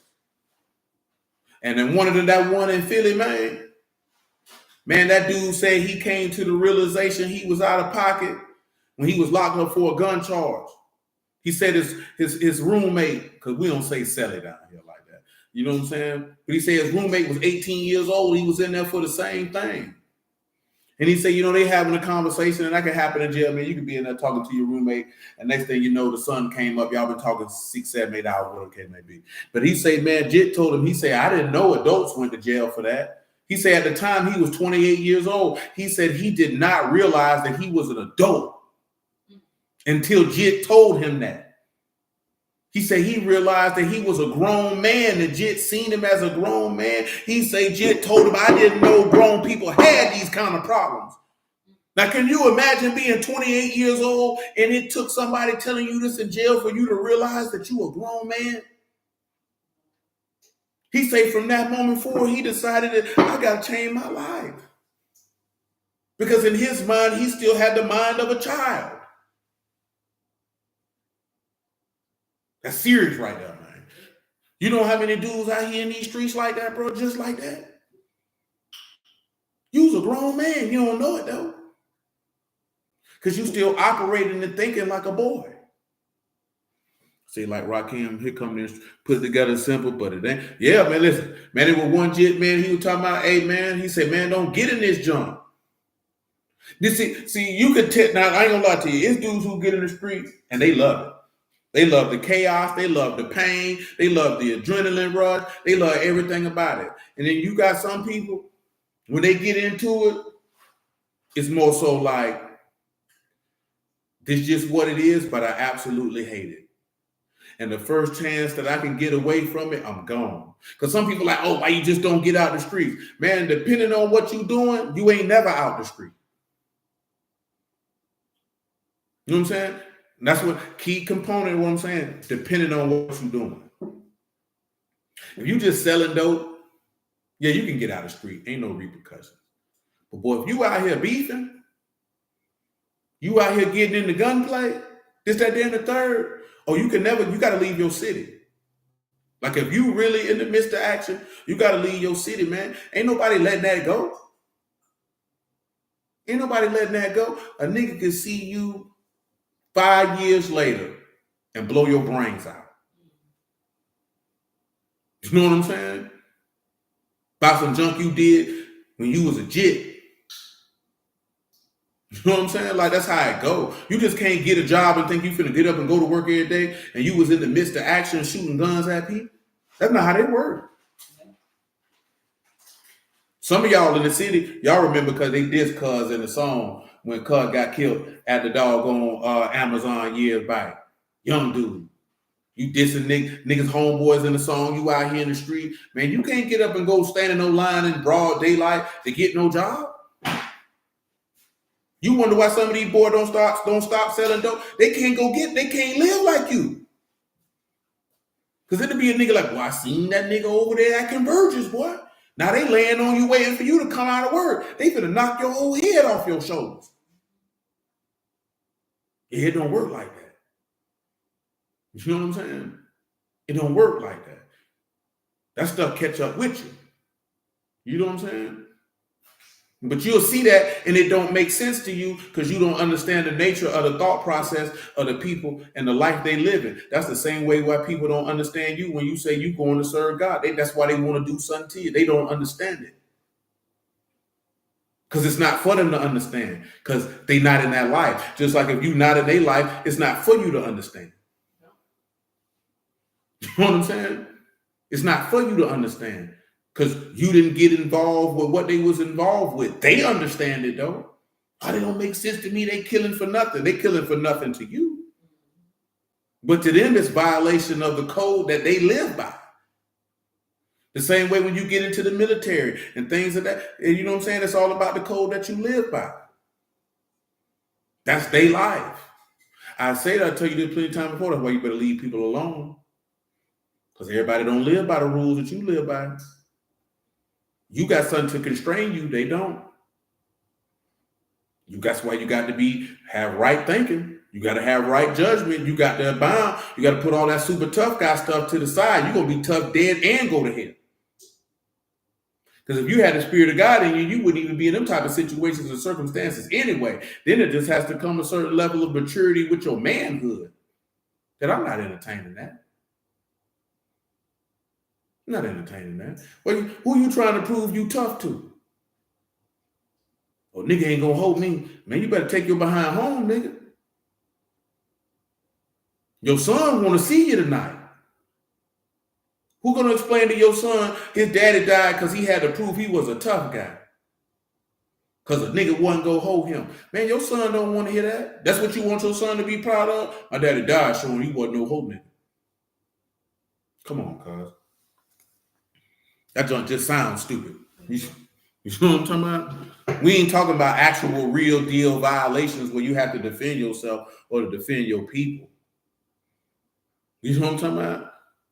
We talking about throwing your life away for nothing. Don't throw your life away for nothing, man.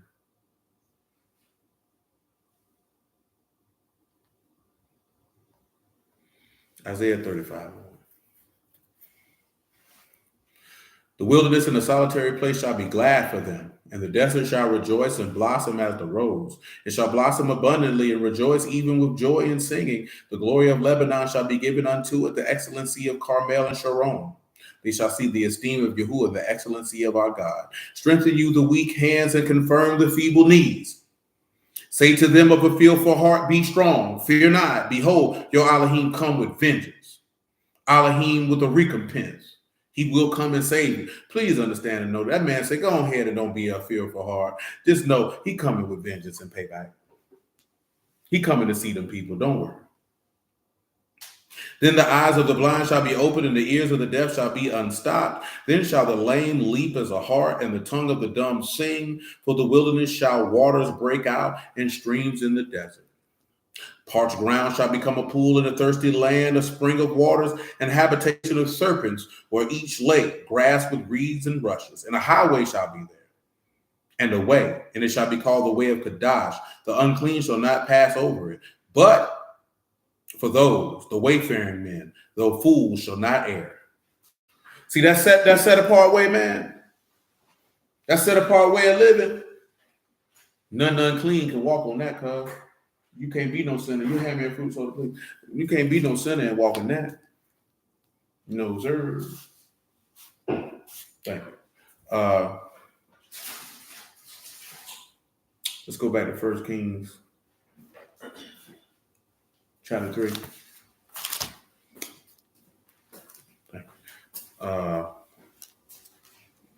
Yeah, they ain't crossing that, man.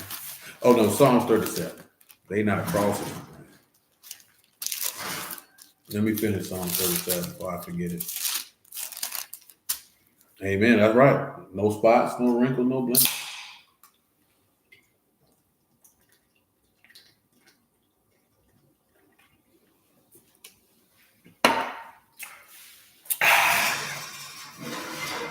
Psalm 37:28.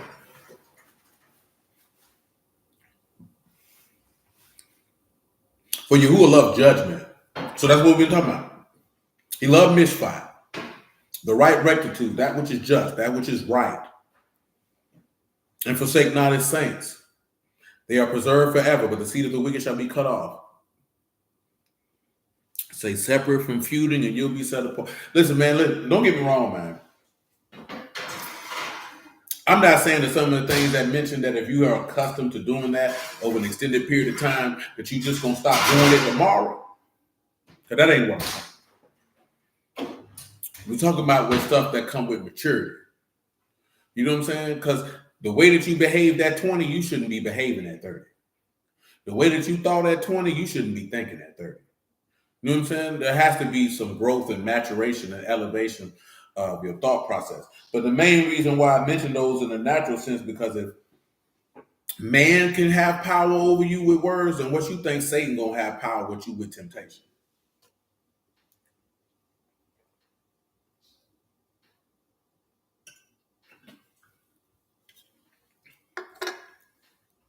Now think about that. What you think the world gonna have power over you with lust? Think about it. It's about allowing your king to be the only one to have power over you. If where the word of the king is, there is mastery, then let the word of the king be there so that you can have that shalom, that mastery, that power, as it's translated in English. Let that word be there. Because again, if you take where the word of the king is, there is mastery, and that mastery leads to temperance, which is self-control, you can see why the Apostle John say, he that is born of God do not commit sin. He cannot sin because his seed remain in him, because he is born of God. And Luke, the Lord told you that the seed is the word of God. So if that seed is in you, and that seed is the word of the king, for who is the king, Yahuwah of hosts, then you would have mastery, which means you would have self-control, which means you would have discipline. And of course, if you have discipline, you have musar. And what is musar? It's reproof, it's chastisement, it's instruction. Do you know what I'm saying? So therefore, that same word would be in you, instructing you to maintain the mastery of your flesh, the mastery of your desires, and therefore have mastery over your environment, meaning you. Is it you to have mastery? No, it's the word that has mastery. But you're allowing the word to have that dominance. What is what? The influence. You're allowing the word to have the control, the influence. because all he can do is influence you. It's up to you to make the decision. That's all influence is. It's a form of persuasion. Even when we talk about this with the word manipulation. When you look at the word manipulation, it's the same thing. It's persuasion, it's influence. Manipulation in and of itself, by definition, is not evil. Manipulation, the act of manipulating something in a skillful manner. Now, the second definition is when you do it in an unscrupulous way. Now, when you're dealing with being unscrupulous, you have no moral principles. You're not honest or fair. Now, see, that's different.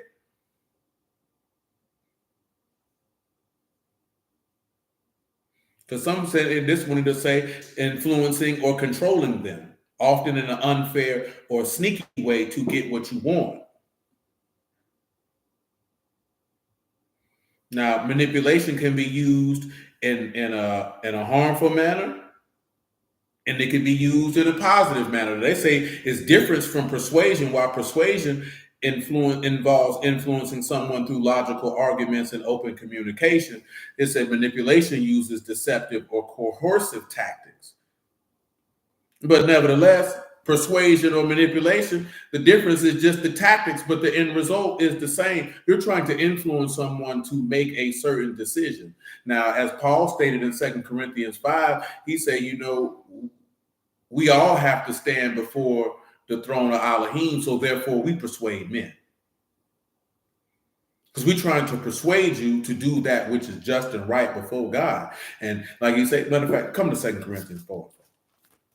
That page is not in this book. I don't even know why I went to swinging pages, knowing it wasn't in there.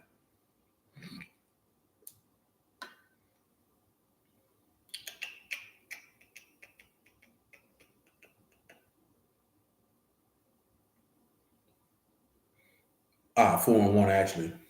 2 Corinthians 4:1. Listen what this man say.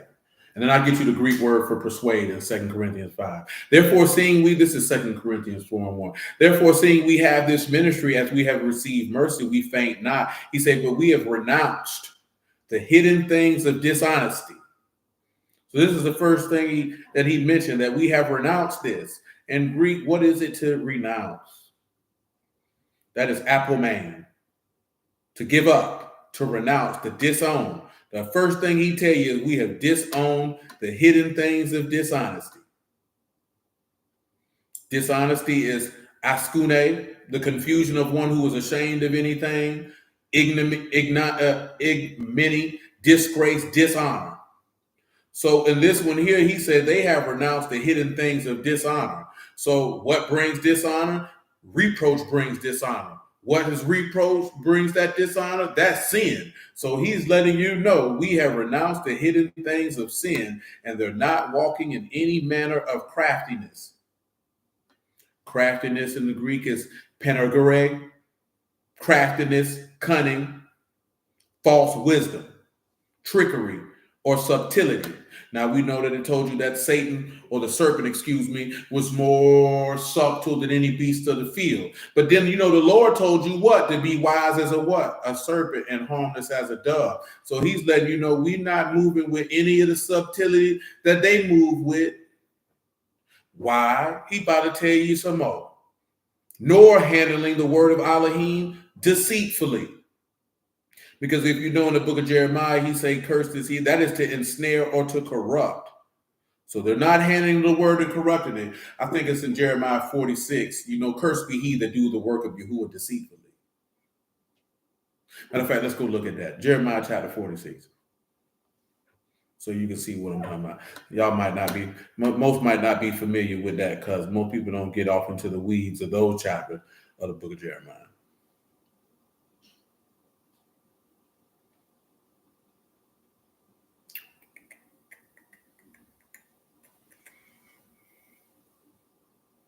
Say hidden things of sin, so it's not known or taught to us. That's right. Because if you got the hidden things of sin in you, you're most definitely going to bring that out and manifest that to the people, whether knowingly or unknowingly. So absolutely. I got to find where it's at. I forgot. I know it ain't. Oh, there it is. 48. I'm sorry. Jeremiah 48. I told you 46. It's 48. 48 and 10. Cursed be he that do the work of Yahuwah deceitfully, and cursed be he that keep back his sword from blood. So you look at in the Hebrew word for deceitfully, of course, you know, do is asa, which is work. Malachi is the word for the work. And deceitfully, here, shalom, Sister Kelly. Deceitfully here is remiyah. Rosh, Meme, Yod, and Hay. Laxness, slackness, deceit, treachery, remissness, which is being remiss, you leaving stuff out. False, guile, idle, slack, slothful. So in this instance, if you doing the work of Yah lazily or deceitfully, you're going to hell. You know what I'm talking about? So he let it be known, hey, we not doing that. He let them know, no, that's not how we operate. I'll read it again, 2 Corinthians 4 and 2. But have renounced the hidden things of dishonesty, not walking in craftiness, nor handling the word of Elohim deceitfully, but by manifestation of the truth, commending ourselves to every man's conscience in the sight of Elohim. So he say by the manifestation of truth. Now, of course, the word truth in Greek is a tad bit different than the Hebrew one, but this one here is aleathia, truly, in truth. What is true in any matter under consideration, according to truth, what is true as appertaining to God and the duties of man, moral and religious truth. Truth is personal excellence, candor in mind, free from affection, pretense, simulation, falsehood, or deceit. So he letting you know, we keeping it 100. And of course, manifestation is that which is made plain. Verse 3, but if our gospel be hid, it is hid to them that are lost, in whom the God of this world hath blinded the minds of them which believe not, lest the light of the glorious gospel of Mashiach, who is the image of Elohim, should shine unto them. For we preach not ourselves, but a Mashiach Yahushua the Lord, and ourselves your servants for Yahushua's sake. And he let you know, hey, we preaching this man from the volume of the book. That man already told you in John chapter 7, my doctrine is not mine, but he that sent me. If any man do his will, he know whether, let me just read. John 7 and 16, because I'm about to say it wrong. You know what we got to do then. John 7 and 16. Make it 14. John 7 and 14. Now about the midst of the feast, this is John 7 and 14. Yahushua went up to the temple and taught. And the Yahudim marveled, saying, how know this man letters, having never learned? Yahushua answered them and said, my doctrine is not mine, but his that sent me. If any man would do his will, he shall know of the doctrine, whether it be of Elohim or I speak of myself. He that speak of himself seek his own esteem, but he that seek his esteem that sent him, the same is true, and there's no unrighteousness in it. Now the Lord told you what the play is. If they speaking of themselves, that nigga fake. If he's speaking of the person who son him, that man true and he just. He's not bereft of being Zadok. We try to make stuff way more complicated than what it is, man. That man made it plain. He said, but if you doing his will, you're gonna know if the man's speaking of himself or he's speaking of God. And Paul let it be known, we preach the Lord. So he let me know we ain't esteeming ourselves, we esteeming the person who sent us. There has to come a time, man, when you in the word, man, you slow your mind down and you pay attention plainly and clearly to the behavior and the words of the person in front of you. And that's it, whether they're a preacher or not. You understand? But what was that? Psalm 37? I think we were somewhere else before 2 Corinthians 4, but I don't remember. I forgot just that fast. But I'm old, so there's that.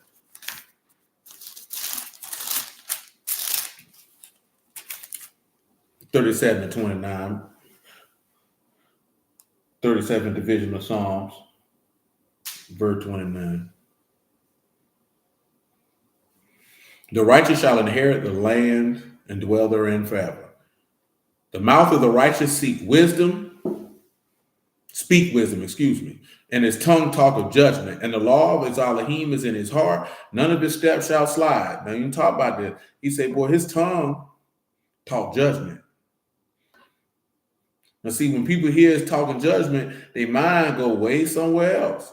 But he talking about mishpat, that which is right.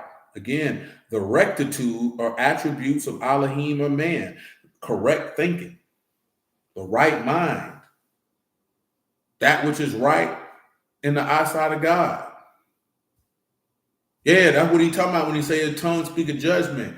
People hear judgment, they automatically think this is some manner of condemnation. But then you hear somebody say, well, you have right judgment. You can read when the Lord asked Peter, hey, man, which one you think? And he said, you judge right.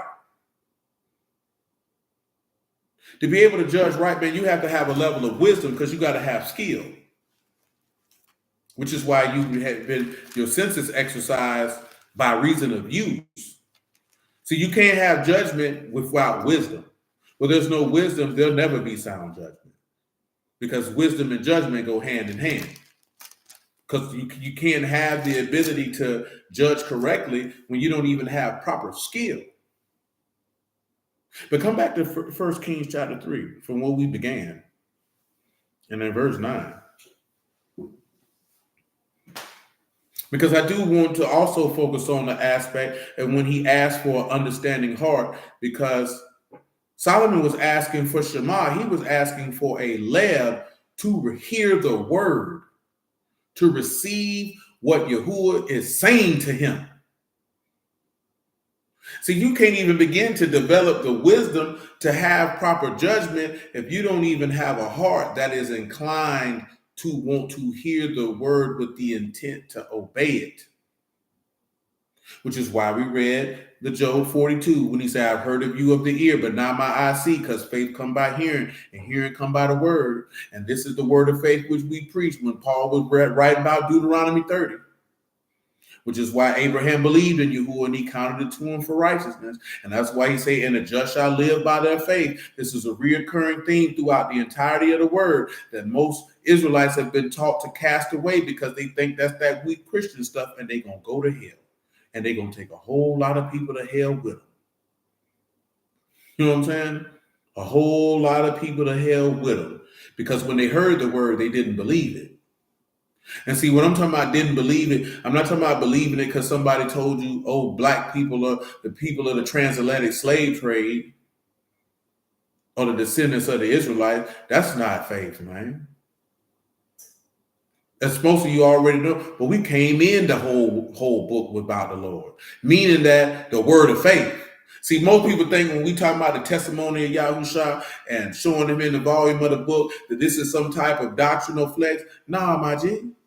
This means we heard the word and believe the word because his witness is in heaven and his record is on high. And we have received that witness to set to the seal that Elohim the Abba is true. Therefore, if Elohim and Shamahim is true, that means his son is the representation of the Gaal or the kinsman redeemer to redeem us from death and the grave, therefore giving us the ability to have life. 2 Corinthians 5, I forgot to read persuade by definition. I'm sorry. Praise the Lord.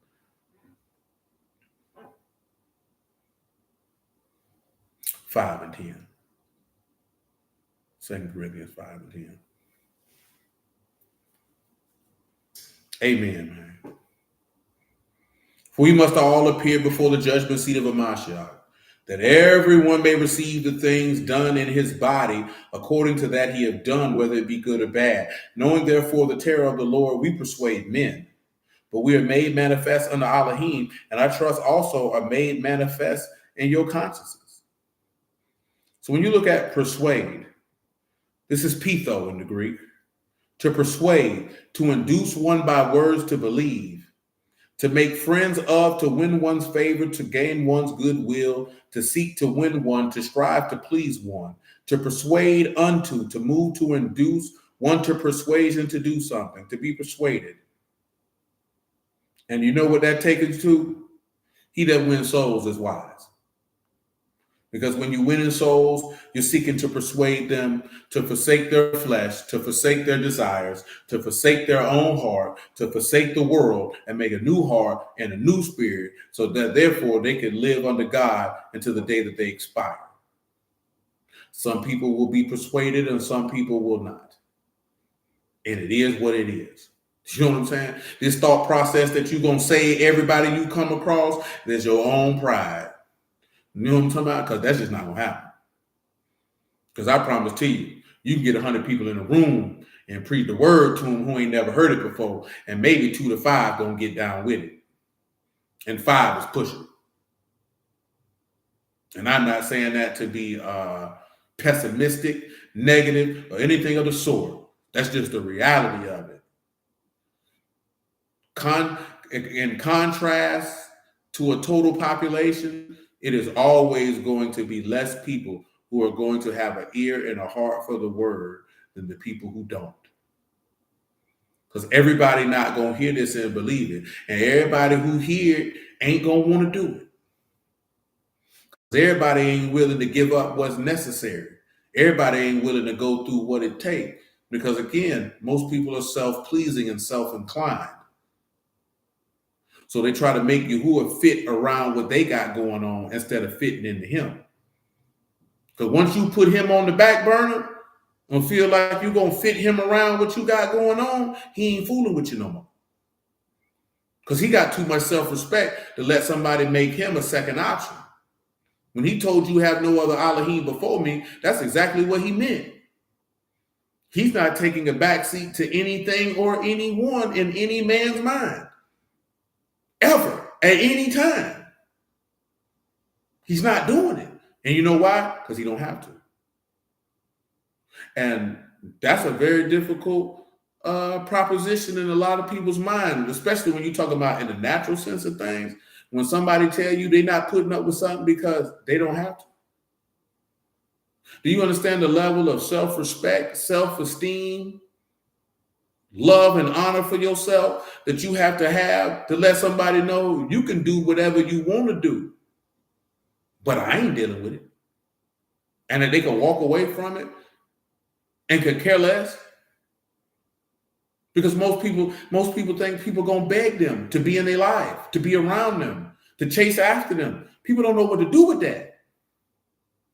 People don't know what to do with that. That's why when you see all these clips and posts that people be making, when they were like, men don't apply pressure no more and all this other type of stuff, because some people can't understand. It's not about the men and women thing. It's about the people can't understand that somebody has enough love and self-respect to say, I'm not doing that because I don't have to. It doesn't mean that I didn't have a desire for you. It doesn't mean that I didn't love you. It didn't necessarily mean I didn't care about you. But I respect myself too much to even dare to lower myself to such a low estate. I wish I would. I wish I would. Most people don't have that level of confidence, so they shocked when somebody behaved that way because you don't see it all the time. You don't see it all the time. Most people not willing to walk away from something with no cares, concerns, or regards. If it's a negative interaction between them, like, I don't got to deal with that. Or you don't want to amend your behavior? Fine, you don't have to. I'll remove myself from your presence. Because I know that's going to be more of a loss to you than it is to me. They say the audacity, they say. Because people not used to that, because most people beg. I'm talking about men specifically. You know what I'm saying? Most people are not used to men doing that. And I ain't talking about necessarily doing that to a woman. I'm talking about period. When people are like, that man walking away. Not on some, this don't serve me type of time. You know what I'm saying? But, no, I don't have to deal with that. I'm not dealing with that. I refuse to deal with that. You can't convince me that I should deal with that. You can't shame me into thinking that I'm lesser than a man. I'm actually more of a man and not dealing with that. Do you know to deal with untoward, unkempt, disrespectful, rotten, just ignominious behavior is more of weakness than it is strength? When they tell you ain't man enough to deal with me, or I'm more than a man, that's why I'm not dealing with it. That doesn't make me a man to deal with your irreprehensible behavior. It does not make me more of a man to try to tame you and deal with the fact that there is something mentally wrong with you and that you are a disciplinary problem. That doesn't make me more of a man. That makes me less of a man, because clearly I don't love myself enough to walk away from that because I deserve better than that. I'm not dealing with that. That's how the Lord operates. Oh, you want to worship idols and you want to do this and you want to do that? Don't even worry about it. I'm going to cast you off to your enemies and I'm going to turn my back to you, see what your end going to be, because I'm not dealing with that. And I don't have to. That's why people mad with God now. What type of God would do that? Because people think that no matter what they do, what they say, that you should stay there and deal with it. That's some hallmark of strength for this nigga to be cussing you out, for this woman to be cussing you out, for this person to be slapping you up. You think that's strong because you stood there. No, it was really a sign of weakness, because if you was really strong, you would have left. You would have told them the first time, don't you never call me that again in your life. And if you do it again, I'm in the wind. And when they do it again, you don't just tell them that, you just leave. See, that's what people tell them. You keep telling them, I'm going to leave if you hit me again. No, I ain't telling you nothing. You just going to pull up and I'm going to be gone. You know what to talk about? I already told you, don't put your hands on me.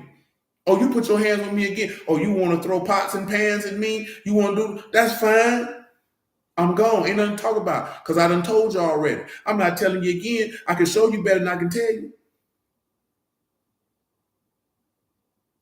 But most people don't have the strength to do that. They don't have the strength to do that. Because you done let somebody convince you it's strong. This man around here slinging meat to every woman in the neighborhood. And they telling you strong for staying there. No, you're not strong for staying there. You should have left and protected your vaginal well-being, because this nigga gonna give you AIDS.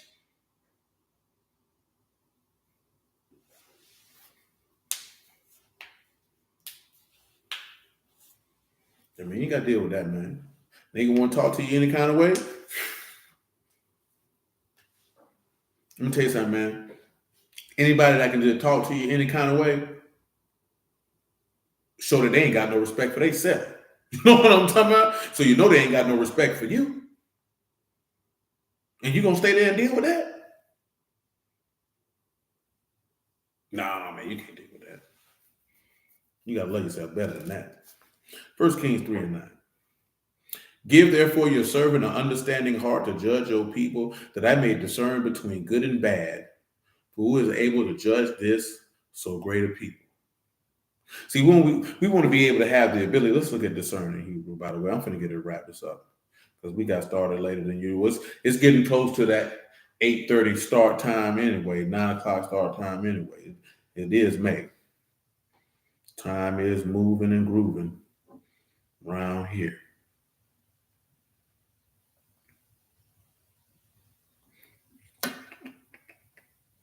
When you look at discern, it's beneh, which is a word commonly in Hebrew you'll see for understand, but it's to discern, to understand, to consider, to perceive, to discern, to distinguish, to consider, to have discernment, to have insight, to be discerning, to have intelligence, to be discreet, to be prudent. You know what I'm saying? When you're dealing with having insight, the insight goes into what I was talking about before, about hearing the things that are not said when somebody talks. When you look at prudent in meaning, it's to act with care or thought for the future.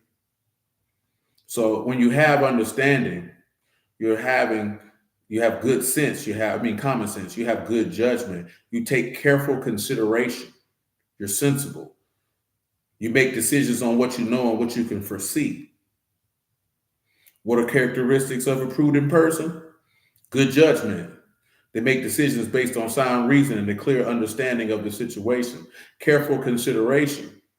They weigh the potential consequences of their actions and try to anticipate any risks. Sensible and practical. They avoid unnecessary risks and make decisions that are practical and beneficial.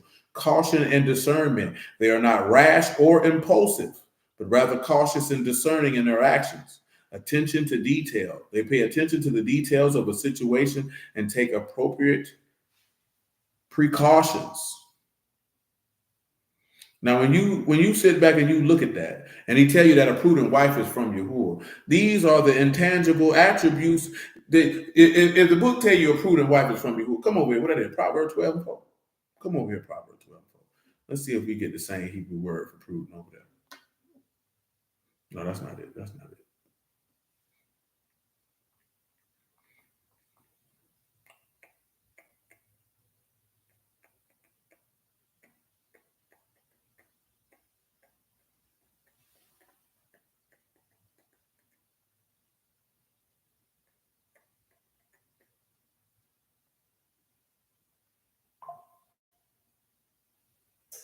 You boy talking about comedian.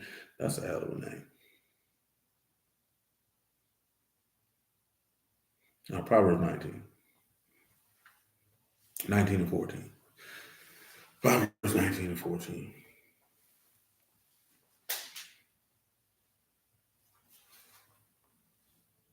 Oh, I didn't even see she hasn't slid out.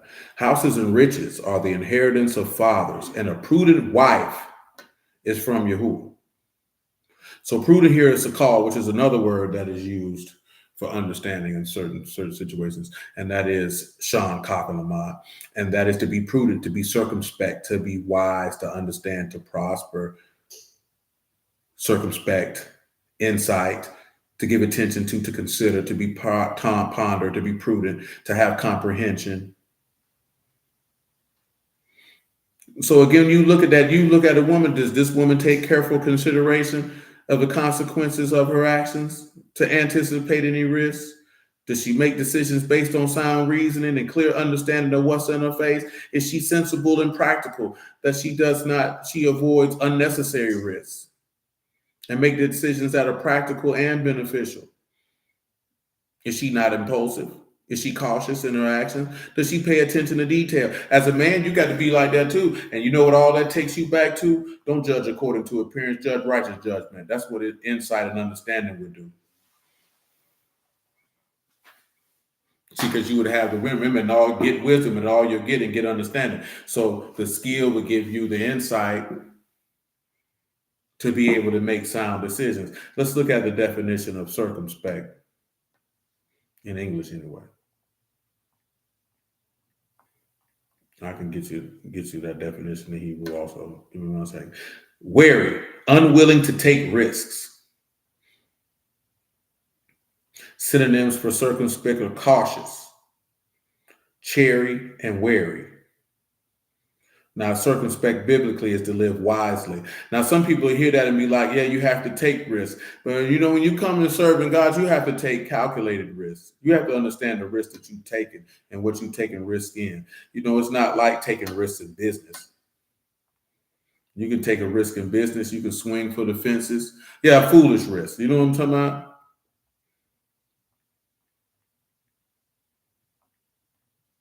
So again, you got to have, now the word circumspect in Hebrew is not, well, in English, put out in Hebrew is not used very often. But of course, circumspect, the one time is used in Exodus 23 and 13 is shamar, which is to guard, to observe. But also it means to take care, to beware, to take heed, also to refrain and to abstain. It's used quite a few times, but just not for circumspect. It's used when you see keep a lot of times. You know what I'm talking about? So these are things you have to take consider. All of these things play how you abound in judgment. But when we're looking about abounding in judgment, is how that judgment, what that looks like, how it's produced. You know what I'm saying? Got to be a full age. Got to use the word. You have to fear God in order to get wisdom, so that can be developed. You know what I'm saying? It's a process of doing things. You did. It's not just something that just come out of nowhere, because you want to have the ability to discern between good and evil, which is what good and bad is how it's mentioned in. It should be Tob and Ra, but we're gonna make sure. I'm steady hitting the wrong book, so that's not gonna do nothing for us now, is it?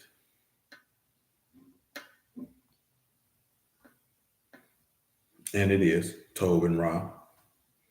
You know what I'm saying? And that's the very things that you seen when the Lord was moving around.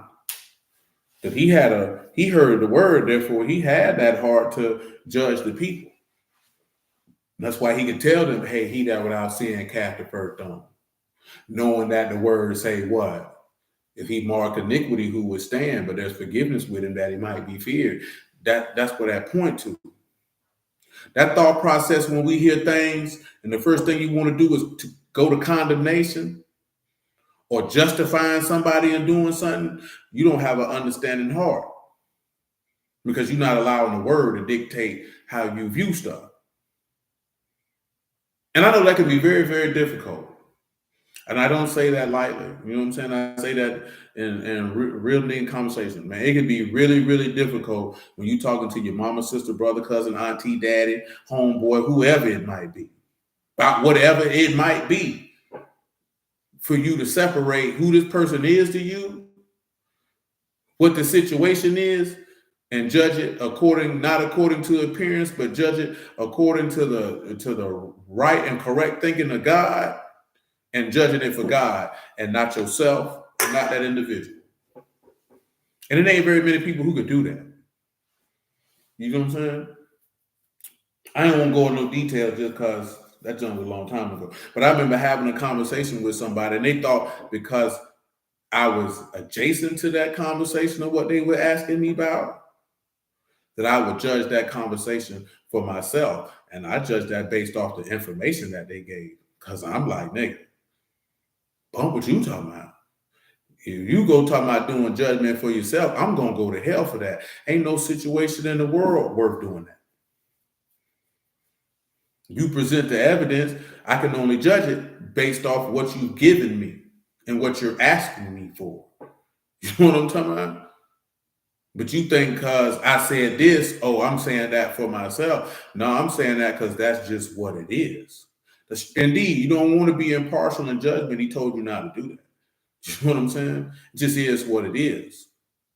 But by the times people don't want to hear that because most people thinking that you're going to judge for yourself. Can't do that. And not sit in judgment.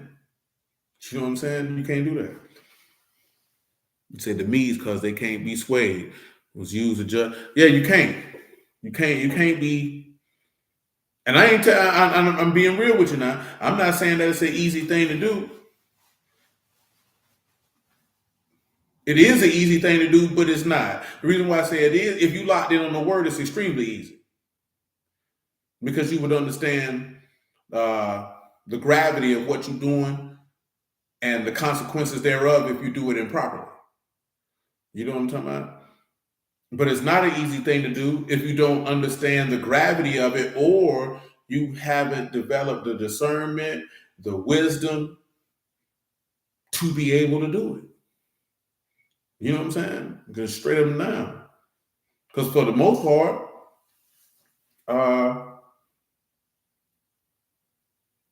most people want judgment and counsel according to what they want to hear. And you know that way Ahab. I had that in mind because I wanted to get to Second Thessalonians. I'm using that as a segue. I wanted to do Second Thessalonians Wednesday, but I ain't get a chance to get around now. So I really laid that part in as a segue to possibly do it on the morrow. But the Lord knows if we get around now. He said, I had judged myself this morning. Not abhor what y'all abhor. I got to eat that. Oh, what's happening with you, bro? I ain't even know that was your page, my nigga. But yeah, no, I understand. Sometimes you do got to judge yourself, spiritually anyway. I know some of y'all probably judge yourself naturally. You probably judge yourself pretty harshly too. You know what I'm saying? Sometimes you don't need to be so harsh on yourself. You know what I'm talking about? You can be honest with yourself, but you ain't got to be harsh with yourself. Sometimes you can be harsh enough on yourself where you discourage your own self, but you do have to be honest. You know what I'm saying? You might be like, hey, I could be better here, there, and there. You know what I'm talking about? But judging is just not the ability to point out what's wrong. Judging with somebody or what they're doing wrong. Judging is the ability to determine what is right and wrong, and then having the care, compassion, mercy, and love to show them how to be right. because your greater concern is their success and not just saying how wrong they are. Because anybody can tell somebody they're wrong. You know what I'm saying? We already know that. Yasharal was wrong many times over, but he said he sent his prophets B times because he had compassion on them and his dwelling place. You know what I'm saying? That's what the man said. So when he say he sent his son because he so loved the world, it's for the same purpose. The love and compassion that he have on his people. Yeah, okay, they wrong. I can show them how they wrong, but in the midst of showing them that according to judgment, this is wrong, my love for them will show them how to get it right. You know what I'm saying? To have that right mind, to have that right judgment, to have that rectitude of those attributes. So not only that they can rule amongst each other in the fear of God and with Zadok, but that they can rule over themselves with the same fear of God and Zadok through the faith of the Son of God that live in them.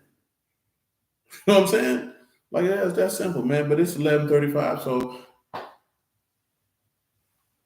yes, man. It's 11:35, so I'm gonna stop it right here, man. Hallelujah for Yahushua in the word. I appreciate y'all time this evening, and I bless y'all the house of Elohim in the name of Yahushua. I appreciate y'all. I love y'all. Yahuwah willing, man. We'll be back at it on tomorrow. And believe it or not, Peace, Brother Omar, say one of the reasons why I started to go back to the Christian church was that if no one lives before them, they won't learn. Amen, Sister Jen Shalom. And that's real talk, though, bro. That's real talk, though. Now, all right, no doubt, nigga. You a Baruch. Now, of course, you know, I told you that in going through these letters, we might not necessarily just run through verses. I know I read down the chapter Wednesday. Shalom, Eric, man. Praise you who indeed, bro. Blessings, my G. I know I read down Philippians 1, but we didn't even get past verse 9. I did want to focus on 10 and 11. You know, 12 to 26 or 20, 12 to 30 is cool. Some of that stuff we didn't talk about before. But my point of emphasis, though, is verses 9, 10, and 11. We was in verse 9.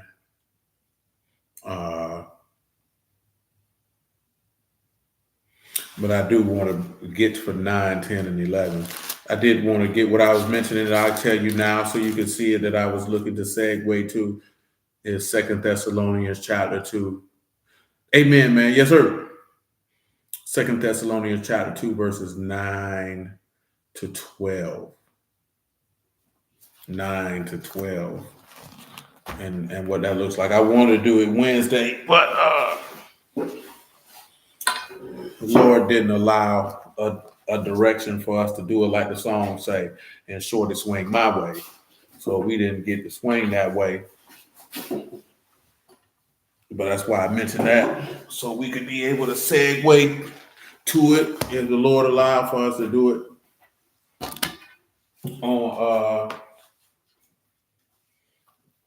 on tomorrow.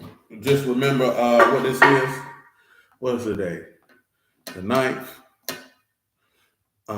Remember that on the 25th, Lord willing, service will be at 1:30 for the observance of Pentecost. Amen, man. Praise you, who am I, G? You know what I'm talking about? So remember that service will be for Pentecost, 1:30 p.m. on the 25th. So be advised. But again, hey, I appreciate y'all, man. Bless y'all the house of Elohim in the name of Yahushua. You who are willing, we'll get through more. I know we've gotten some stuff out of 1 Corinthians. Know we've done stuff out of Romans. Did a little out of 2 Corinthians. We touched on some stuff in Colossians. Because, you know, we're not going to really be able to go chapter for chapter for that. But we'll try to move and groove through as many letters as possible.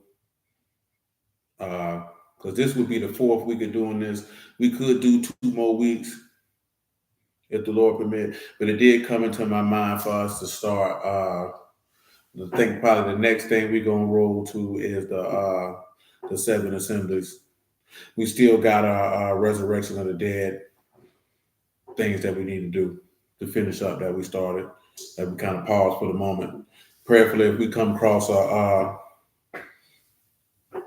if we get rolled into a letter that speaks to the resurrection of the dead, we could be able to pull that back out the bag and knock out some of the books that are already. So I wrote down which ones is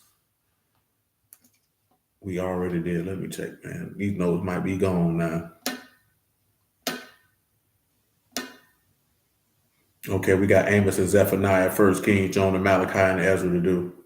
I'll double check and look again which ones are off the board, so we can do that and continue down that road. You know, may Abba and Shamim, in the name of Yahushua, continue to increase your knowledge, wisdom, and understanding in the faith of Yahushua HaMashiach. And Yah willing, man, till tomorrow.